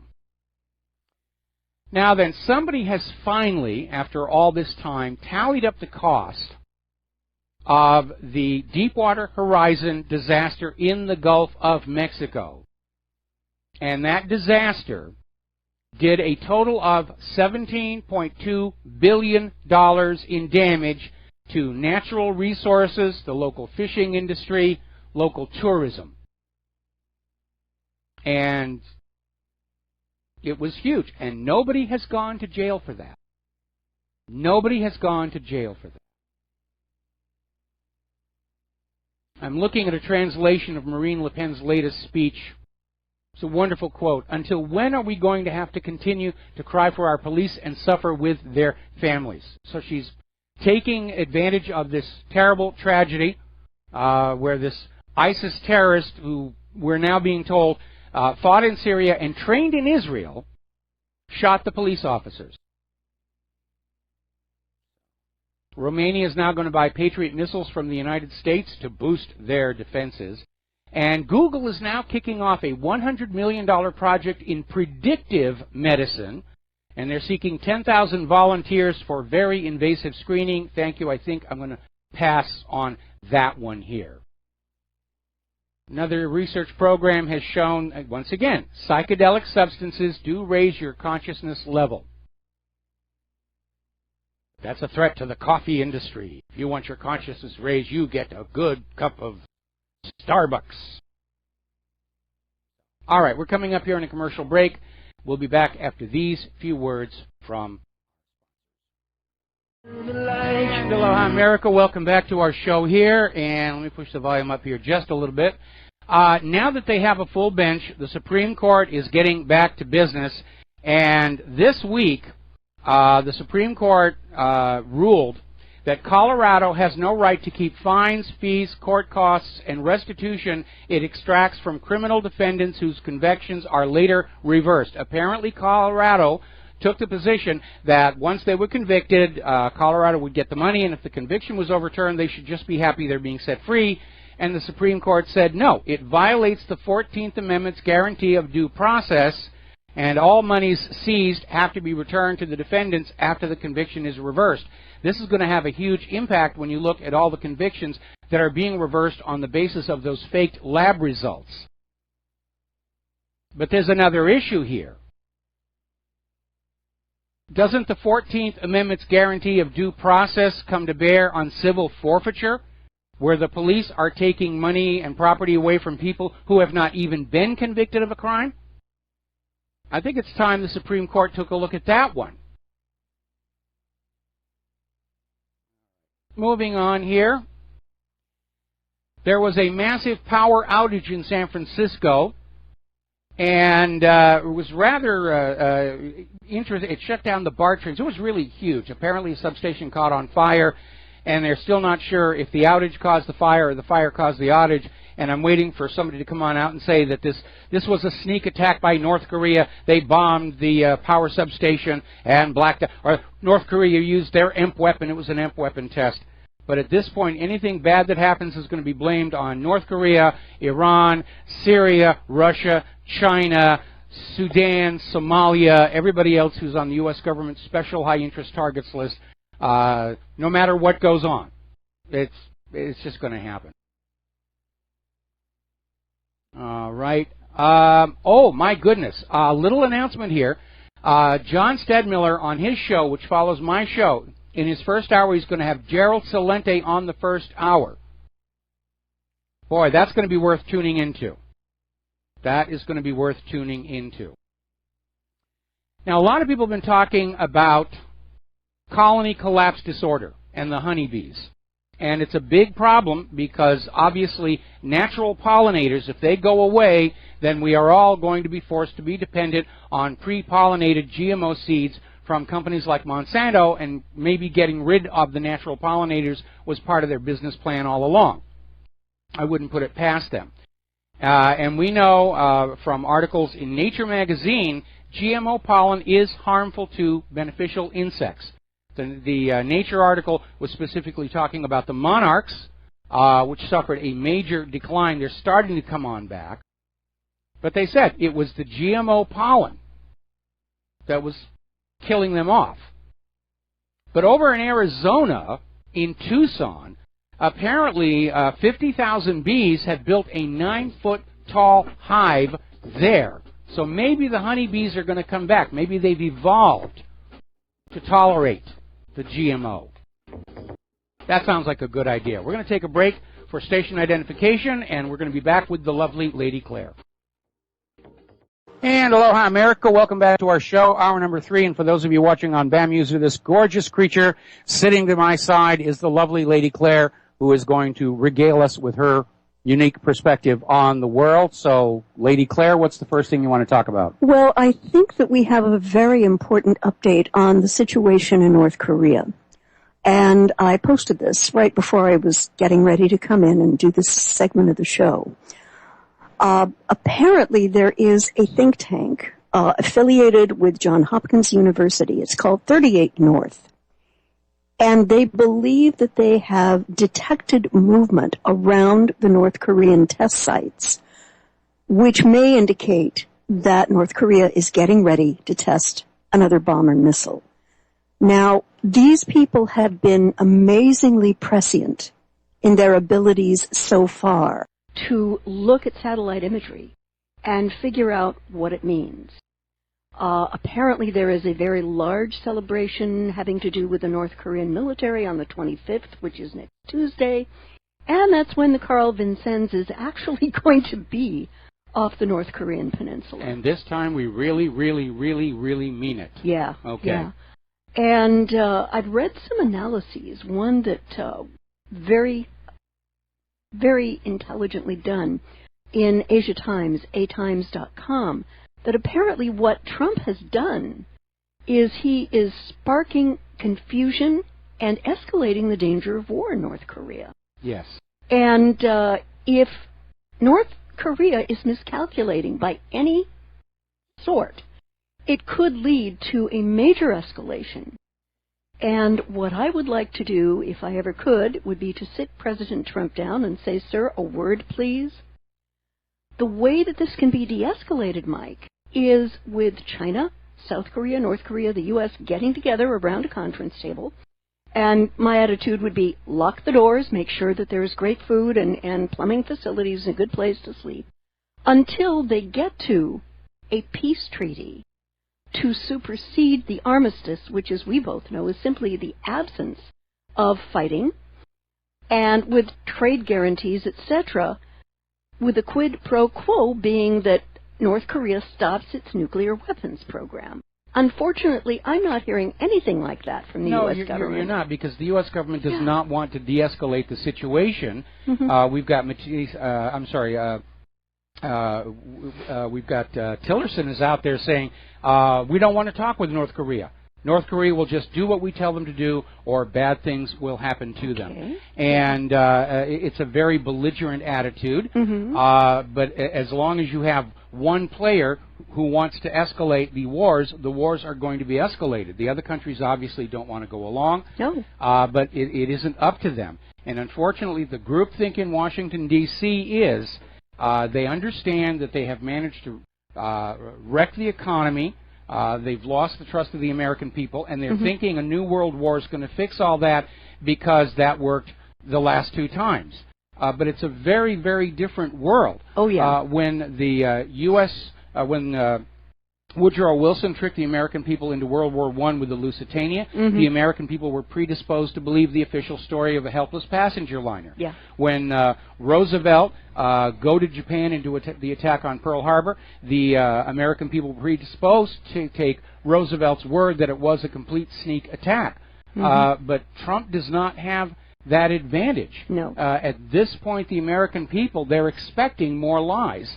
And they don't want to send their children off to be killed and crippled on the basis of lies, and that's really what it comes down to. Yeah, you know, I have seen articles that South Korea is now on heightened alert as of today, and ahead of another large important anniversary with a large concentration of military hardware, etc., We've got Russian troops close to their border with North Korea, Chinese troops, about 150,000, wasn't it? Yeah, something like that, and I'm sure Japan is on heightened alert here. Yeah. Frankly, I would be very cautious of North Korea having another military parade because that's a very inviting target for a cruise missile strike. Yeah. They're still talking about decapitation strikes, and it's very, very risky because I'm sure by now that Kim Jong-un is starting to disperse the components for the nuclear weapons that are being built, the missiles. We know that North Korea has an extensive military tunnel system where these missiles can be driven into and vanish from sight. Right, right. And regarding the satellite pictures, I've been hearing about it as well, that water's being pumped out, which is something that can precede detonation because you don't need that steam, radioactive steam coming out. Right. The last analysis I saw was the workers at the site are observed playing soccer, which means they're basically waiting in a holding pattern. Yeah, yeah. But my sense is that this is going to start to get nasty sooner rather than later. Unfortunately, yes. Yeah. And as I mentioned earlier in the show, I'm talking to our neighbors around here. They all feel that a major war is coming. They all agree the United States is pushing for it.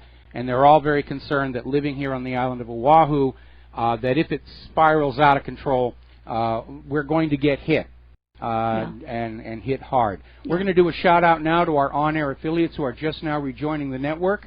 And back to the Lady Claire. Apparently, and this is from Press TV, which is an English-language Iranian outlet close to the government, the Trump administration is going to resume munition sales to the Saudis to use in Yemen. And apparently this request from the Saudi Arabian government was just a formality. I mean, the U.S. is going to go ahead and, approve the deal, rubber stamp it, etc. But I've got to tell you, Mike, the hypocrisy in D.C. just sickens me, and the degree to which the Trump administration is thoroughly happy in being complicit with Saudi war crimes in Yemen. This does not bode well for peace in the Middle East or the world. No, but again, the current policy of the U.S. government is a new world war. It's been demonstrated time and time again. And we're seeing hypocrisy and double standards where Trump was up there talking about beautiful babies at Idlib, and then you have the evacuation convoy that was attacked by U.S.-backed rebels. They literally lured the kids out of the buses with treats and then bombed them, and it's no big deal. Because, dead babies that can further the war agenda are going to get corporate media coverage. Dead babies that hurt the war agenda, they're just going to be ignored. They're not important. Yeah, they're disposable, And children, women, innocent civilians have been getting bombed by the Saudis in Yemen. Food can't get in because the ports are blockaded, and you have a huge episode of children who are literally dying of malnutrition in the 21st century. And it's one of the worst ways I can imagine for a child to have to die. They've been seeing this huge spike in birth defects because of the use of depleted uranium weapons. And if there is a more cruel form of child abuse than poisoning a baby in the womb with depleted uranium, Mike, I can't think of what it is. No, it's horrific. It is absolutely horrific. But once they go to war, everything is permissible, at least in the minds of those who promote the war. Yes. And I have to tell you, I'm absolutely ashamed and disgusted and embarrassed by our government. I'm tremendously disappointed in Donald Trump. Yeah. And again, Donald Trump may well have gone into the White House with the very best of intentions, and was either co-opted, blackmailed, or simply threatened to go along with the war agenda. I've heard rumors on several different fronts that he was literally told the war agenda is moving forward. You can continue to be president and support it, or you can oppose it, and you will not be president much longer. Yeah. By the way, our Pentagon chief, our Secretary of Defense Mathis, has been in Israel to discuss Iran and Syria. Yep. Now, what would you imagine that the Israeli government's agenda is going to be? Well, they're going to say, well, we're sure Iran is using chemical weapons on its own people, and Iran has completed its nuclear bomb, and Iran has a Death Star, and it's just going to be more of the same thing. completely baseless allegations to conceal the fact that it is the United States and its allies, especially Israel, who are the aggressors in this new world war. And I could feel the run-up with the corporate prostitutes demonizing Iran this last week. Yeah, it started 3 days ago, and like a switch was thrown. Yeah. We got to drag Iran into what's going on in Yemen. We've got to drag Iran into what's going on in Syria. Yeah. And, and what's really astounding is the U.S. is struggling with the military engagements it's already dealing with, and yet is moving forward to add more workload to the Pentagon. Yeah. They've just gone into Somalia. They're down in Sudan. They're talking about bringing pressure on one of the other states north of Pakistan, and, of course, going into North Korea and Iran. And the military stockpile isn't bottomless. Yeah. They're going to start running out of stuff. And it's always interesting to me, the Israeli government's perspective, that it should always be American blood and American money spent to achieve Israel's geopolitical objectives in the region. The neutralization of Iran, the neutralization of Syria. But the neutralization of Iraq. Yeah. But as I mentioned in a previous article I posted, there is a 6,000-pound gorilla resting comfortably stretched across the Bösendorfer in the living room. And that 6,000-pound gorilla is Russia. If the United States keeps meddling in Syria on the ground, Syria may well push al-Assad into inviting Russian ground troops into the fray. He's already out there saying he's not going to rule it out. Oh, man. He's not going to rule it out. And I would like to ask Secretary of Defense Mattis, because he knows the kind of arms and training and equipment the Russians have, is he really going to bet the future existence of this country on against that? I am hoping and praying that the short answer is no, but Mike? I don't think they're being analytical. Yeah. I think they're just caught up in this mythos that the United States has never lost a war, not mentioning Vietnam, of course. Yes. But, of course, we never won in North Korea. No. And it's not like the United States won World War I and World War II all by itself. Yeah. Now, the reality is that since the end of World War II, the U.S. has engaged in these covert interventions in other countries. They've only succeeded half the time. That's not a good batting average. It's a lousy track record. Yes. It's a lousy track record. And speaking of war and weapons, China is building the world's largest nuclear submarine facility. And it's going to be able to produce as many as 4 ultra-modern subs at a time. And it's interesting. They're doing this in this very enclosed space, so there can be no snooping. People can't look and peek at what they're doing. And, so the kind of upgraded and updated technology they're going to be able to use, we won't be able to see it until those ships are actually out there. Well, I'm sure for the most part, most countries who are engaged in building weapons, they're well aware of U.S. surveillance satellites, and they're taking steps to avoid them. Even back in World War II, underground bases were hardly unknown. Yeah. We actually had an underground, actually it's still there, by the way, an underground hangar here on Oahu, where warplanes were brought out by ship from the mainland and assembled here, and then flown off to the airfields and carriers. But so the idea that we have a good measure on what anybody else is doing because of the surveillance satellites is not entirely accurate. Nope. And I've heard complaints from within the intelligence community that we do not seem to have adequate ground truth. That we've become over-reliant on surveillance technology and don't really have assets in these other countries able to find out what's going on. And that means we may actually be very blind to what the real capabilities of Russia and China happen to be. If Russia and China team up together, they are going to be a formidable foe that the United States is not going to be able to prevail against, even if it does go nuclear. Yeah. And that's going to be nasty. I'd like to go back over to the antics of Congress. Oh, please do. And the antics of Congress, I'm not amused. I'm just not amused. Apparently, it's not over. The House Intel panel has called Comey, Clapper, Rogers, Brennan, and Yates to testify on Russia's messing up the last election or throwing it to Trump. Michael, I've got to tell you, trying to create a there which was never really there is absolutely unbelievable. This reeks to me of desperation on the cusp of madness. No, what's going on here is they're understanding it is inevitable. We will be going to war with Russia. They're trying to build a case with the American people that the Russians are evil and that we have to go to war against them. But as we mentioned earlier in the show, even the people working on this Russia investigation are saying Israel's the real party interfering in U.S. politics. Yeah. You've got Obama over there in France interfering with their election. And the Russia bashing is trying to pre-sell the idea that Russia's the evil empire, like Reagan described the Soviet Union, and move forward to accept the inevitability of war with Russia. Yeah. And that really will hit us right where we're sitting. Yes, that definitely will. And dang it, St. Petersburg is on my bucket list.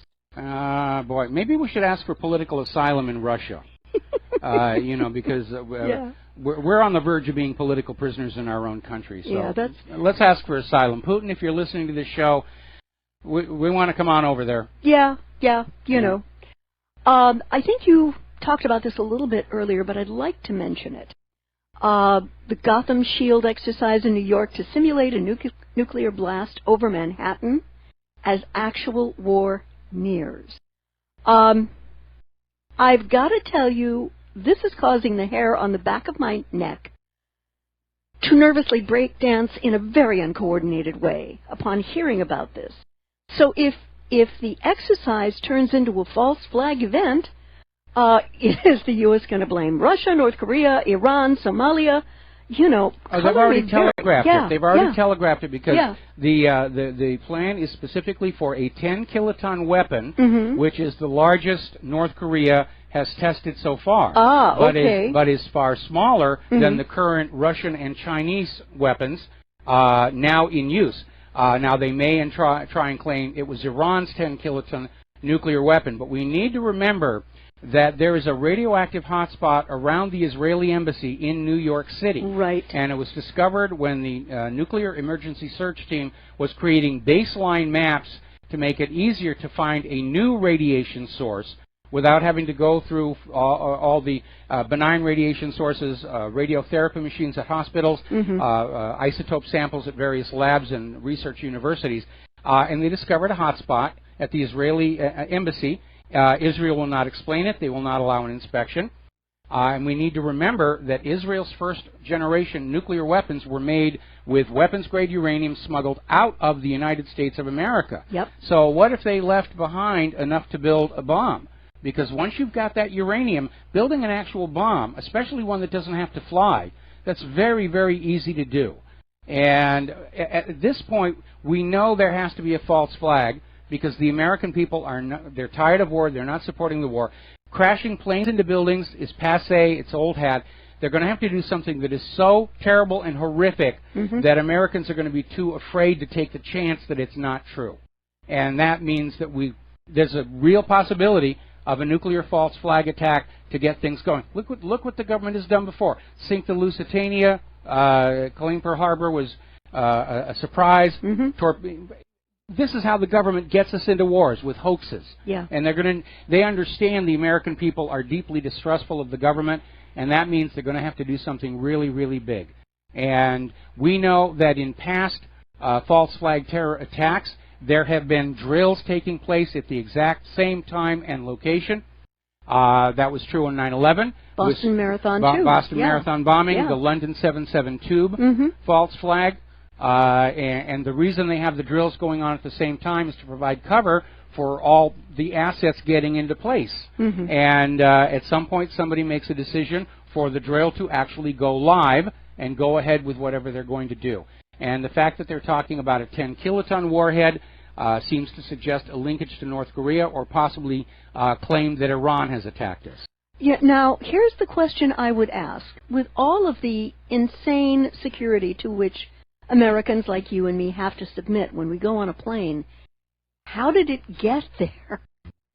You know? Well, that's a good question, and when we come back from this commercial break, I will have an answer. Thank you. And aloha, America. Welcome back to our show here. And now, first of all, if there's a nuclear explosion in the U.S., it's a false flag. That's a given. Iran is not going to drop a nuke on the United States of America because that would bring on the invasion they do not want to have happen. The retaliation would destroy the country. The same thing is true of North Korea. Yeah. These other countries who want nuclear weapons want them to deter being invaded in an age where the U.S. is invading and regime-changing countries left and right. Mm-hmm. Okay? Yeah. So nobody is going to initiate a nuclear attack against us, and let us keep in mind that for all the talk about Saddam's nukes and Iran's nukes and North Korea's nukes and all the rest of it, there's only one country that has actually dropped a nuclear weapon on the civilians of another country, and that is the United States of America. Twice. Yeah, twice. Twice. And, you know, I find it amazing to hear the United Nations screaming about all these other nuclear countries. They're trying to build nuclear weapons, but they won't deal with the nuclear weapons owned by the one nation proven to actually use them. Now, okay, to answer the question, though, how would one get a nuclear weapon into the United States?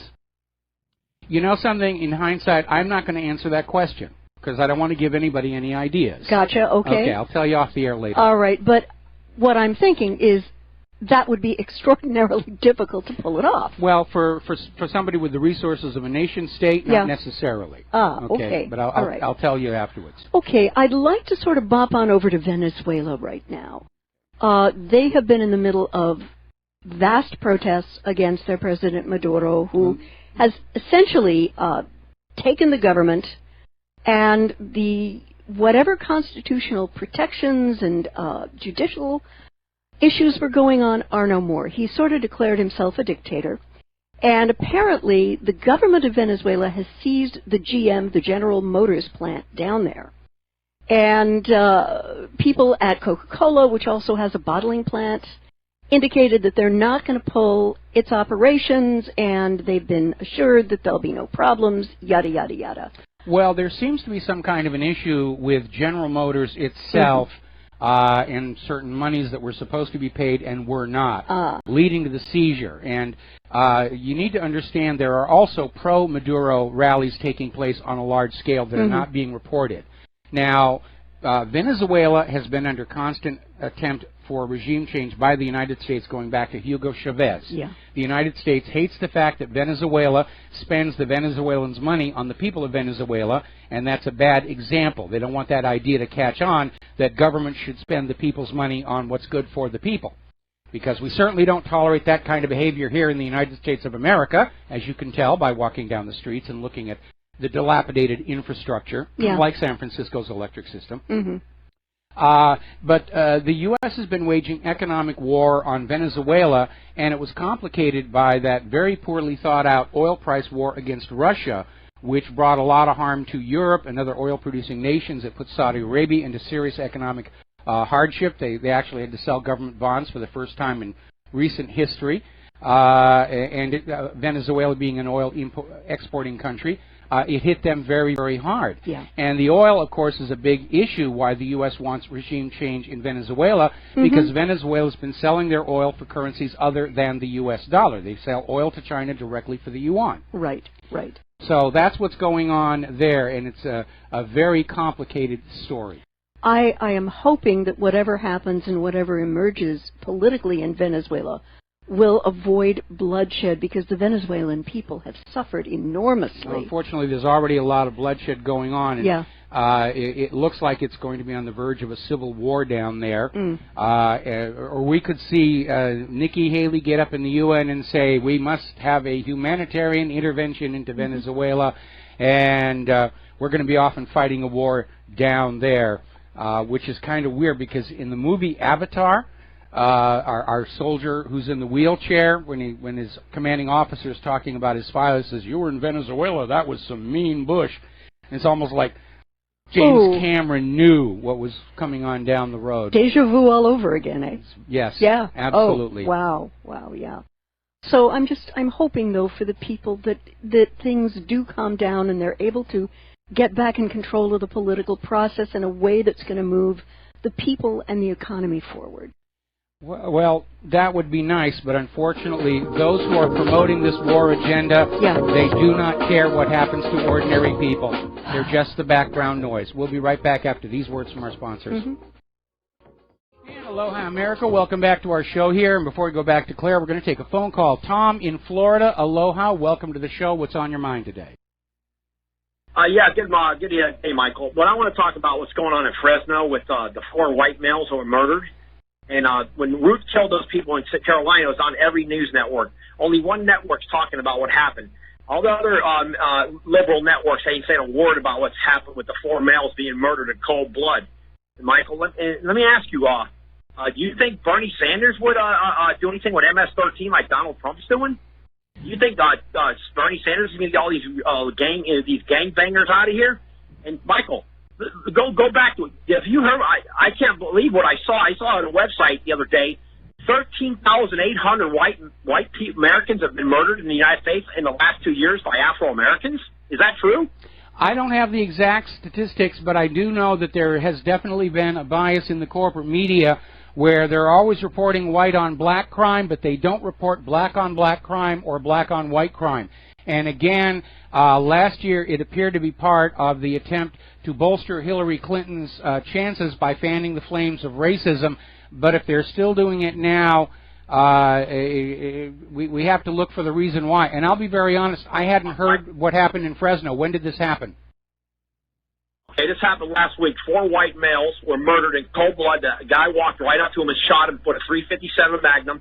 Shot one of them in the Catholic church parking lot. The other ones were walking on the street. He was hating white people, and he started. He's a rapper. And he murdered,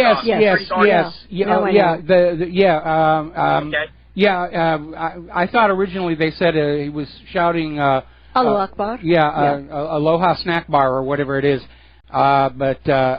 Apparently, I heard he was a rapper. He's got a video out. I'd like to know, first of all, if he's on prescription antidepressants. And the second issue is that, again, yes, there has been a very obvious bias in corporate media. Certain things are reported to push certain political agendas. News that doesn't support the agendas gets ignored. And that's true with the crime statistics. It's true with the civilians being killed in the war zones. Only those civilians whose deaths support the war agenda are getting press coverage, and everybody else is being ignored. Well, Michael, again, what I want to reiterate is this: 13,000 white Americans have been murdered by Afro-Americans in this country in two-year time. Michael, they haven't happened in the Middle East with all these Arab countries with our troops over there. Where did the numbers come from? Yeah, Tom, where are you getting these numbers? It was on a web. It was on I can't remember if it was TMZ or it was one of these websites I saw where they were talking about the black on white crime is unbelievable. It's unprecedented. All right. Well, I'll tell you what. I'll look into the statistics, and I know statistics can be misreported. Again, going back to the militant feminist craze of the 1990s, and they were screaming about domestic violence, about how men were beating up women, and it turned out actually that in the white population, domestic violence was actually gender balanced. The women were being just as abusive as the men, and in the black population, it was the women being more abusive than the men. But it was always being portrayed in the news as all of these mean men beating up all these poor, helpless women. Well, one more thing, Michael. In San Francisco, back in the 70s, there was a murder thing that was going on with these black Muslims, and they killed a bunch of white people. I believe it was like 80-something of them. And they were talking about how the media tried to keep that under wraps, too, because I believe it was back in the late 70s where they had like 5-6 black like Muslims in San Francisco. I can't remember it wasn't the Green River case. I can't remember the case of Helter Skelter or. You're not talking about the zebra killings, are you? No, that's it, Michael. Okay. The zebra killings. I can't believe that the media never talked about those zebra killings. Well, actually, I recall there was a lot of coverage about the zebra killings. That's why I remember the name. You know. Well, what I read about the zebra killings, they had had some talk about it on the West Coast. The East Coast would never. The media on the East Coast would never even talk about it. Well, I was living in Southern California. I was living in Southern California at the time. Anyway, Tom, listen, we're going to let you go here and get on back to the news here. So thank you very much for the phone call, and we're going to drop that one. Claire, you wanted to talk about Turkey. Yes, and this referendum in Turkey, which gave Erdogan just absolutely almost complete power over the government. If there was any judicial oversight, I think that's gone.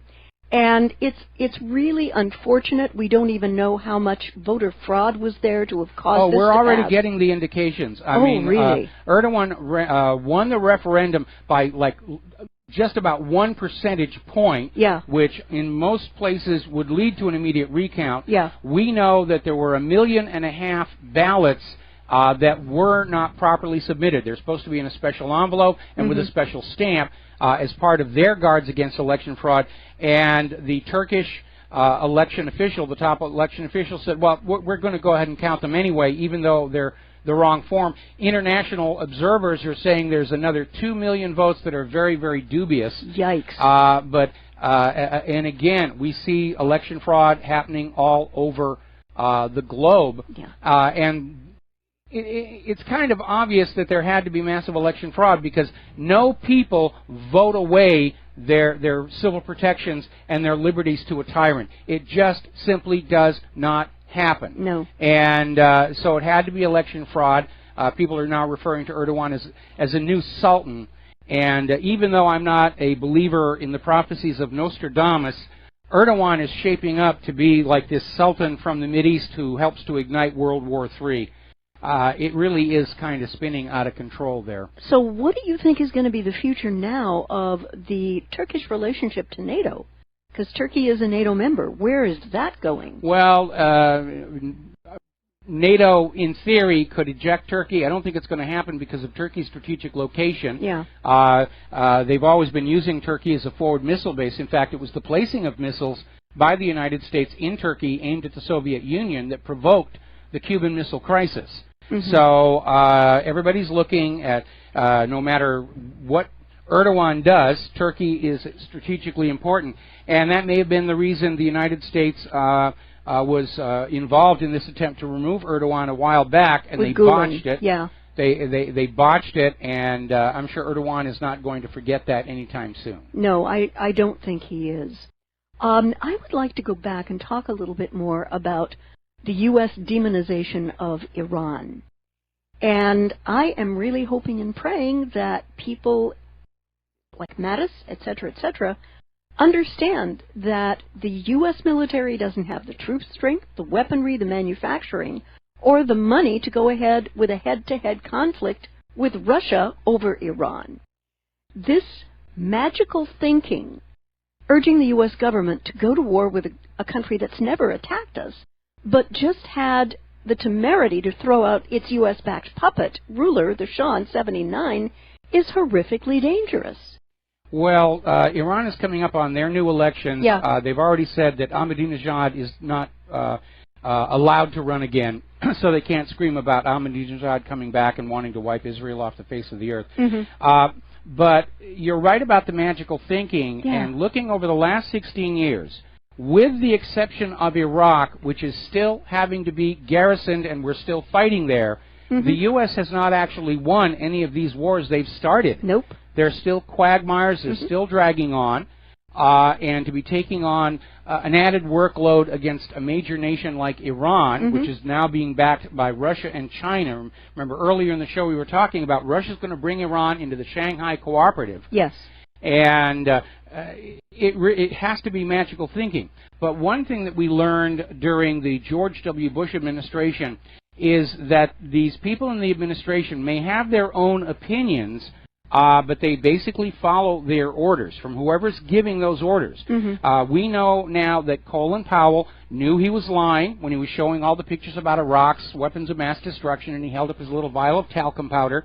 Yeah, the yellow-caked uranium speech. Well, no, that was earlier, but that was another lie, and that was discredited as well. Right. And all these people knew they were being ordered to lie, but that was their job to go on out and lie, whether they're in government or the corporate media.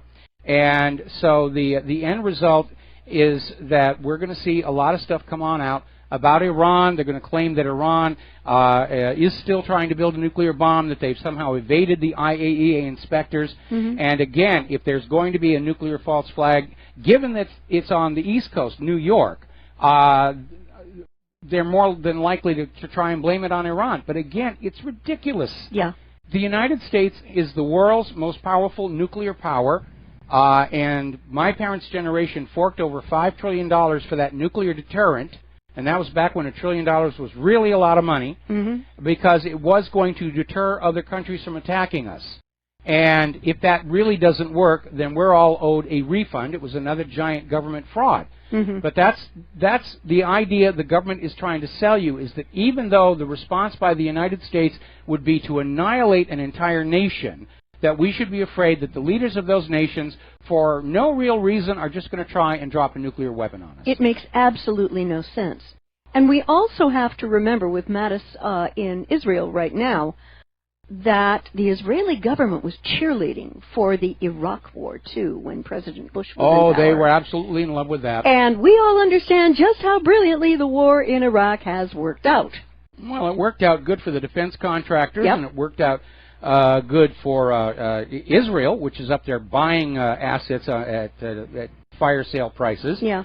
And it worked out well for the bankers who financed all of this. Yeah. But then wars are not fought for the benefit of the general population. Wars are fought to make the rich people richer, and the ordinary population are just the gaming pieces to be just spent to win the war. And we're talking about your children. Yeah. And we're talking about your children being killed and crippled in wars based on greed and pipeline rights of way. We're going to take a phone call here. Terry in Tennessee. Aloha. Welcome to the show. What's on your mind? Oh, hello. Hello. Hi. I wanted to ask Claire a question. Okay. A while back, you had mentioned something about doing a project about people that had been married for a long time, and I thought about that. I couldn't find the right pictures. I've had to do a move. My husband and I retired. We've been married 42 years. Congratulations. And I know. It's wonderful. I think that was the I Stand Amazed video. Yes, that was the I Stand Amazed video, yeah. Yeah.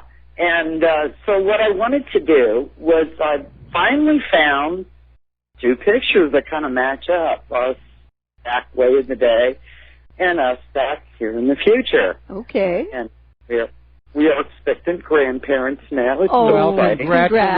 Congratulations. But that video's over and done with, and we don't go back and rework old projects. We just move on to new projects, and I Stand Amazed is already done. In fact, there were two versions of it.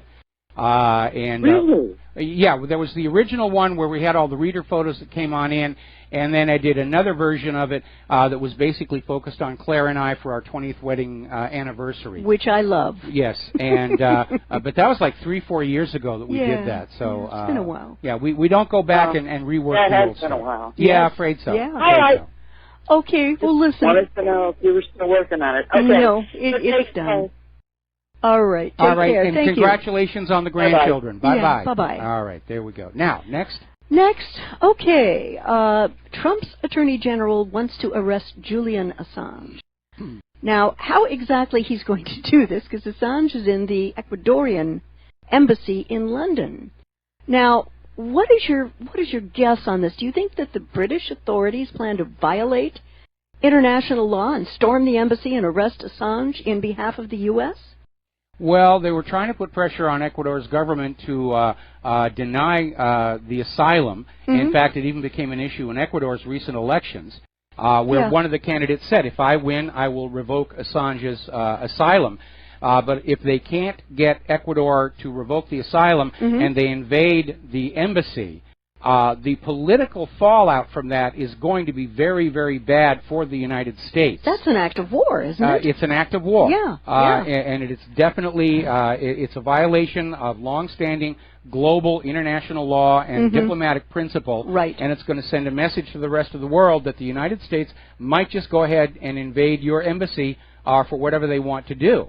Now, we have Marine Le Pen, who's already out there saying that if she wins the presidency in this upcoming election, that she's going to grant Julian Assange and Edward Snowden asylum in France, grant them French citizenship so they can stay there for the rest of their lives.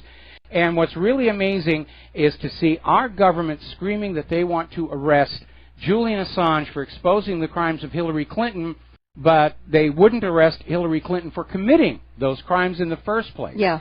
And so we're seeing on display here a government that empowers and protects criminals and only goes after those trying to expose the crimes. And again, go look at that graphic I put at the top of the main page. Robert F. Kennedy, in 1961, declared war on organized crime, and at the moment it looks like organized crime has won.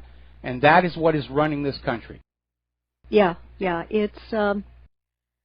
it's really sad, and, you know, you vote, and you vote, and you vote, and yet nothing changes, Mike. The agenda stays the same, the agenda of the deep state.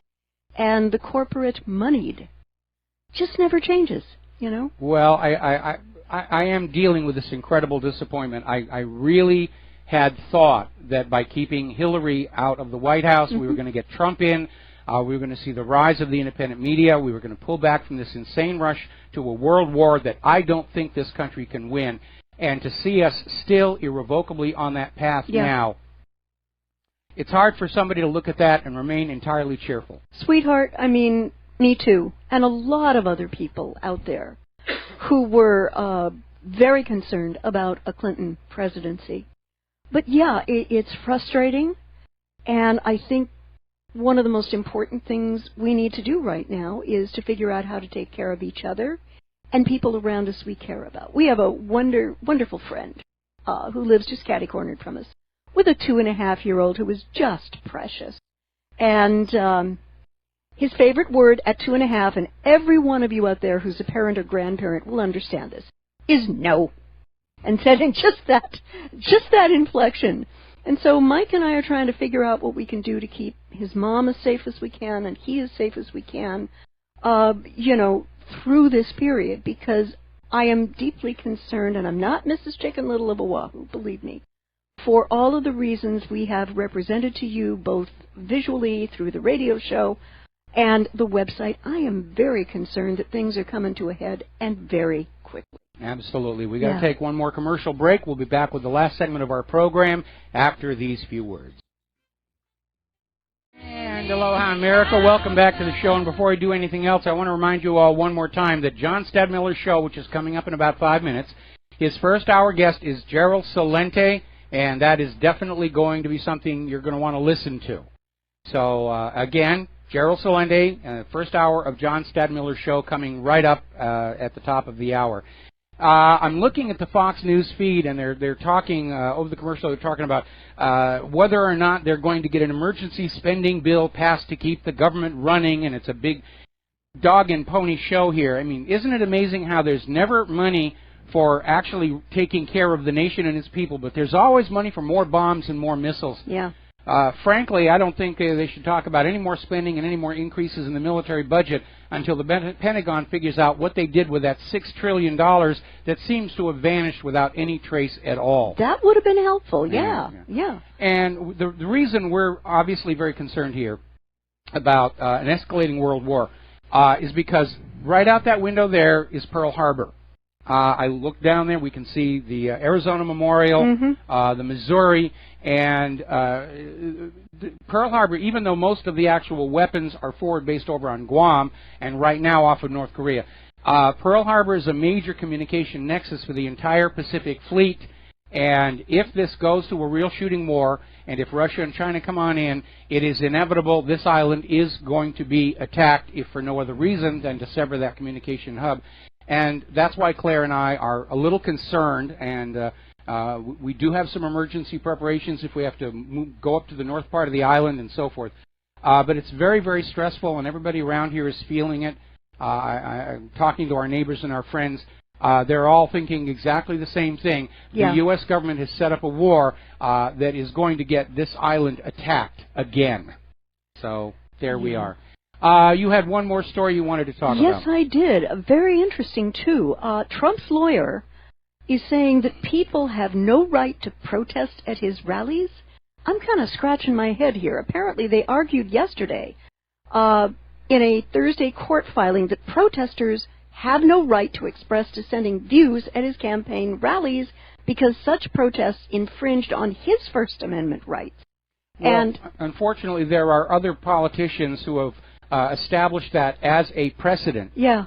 That you can't argue against them, you can't point out where they're lying on their campaign trail because it's their First Amendment right to lie to you. Mm-hmm. At the same time, they're insisting that the independent media shouldn't have a First Amendment right because we're out here telling the truth. Yeah. I find, that smell of burning hypocrisy in the morning so putrid. It's grim. I think the only thing that is going to save the world is if there is a major economic crash in this country that brings it all tumbling down the way the former Soviet Union did. Mm-hmm. Because if that doesn't happen, I don't see how we're going to avoid a nuclear world war. Simply because the U.S. can't win conventional wars against Russia and China.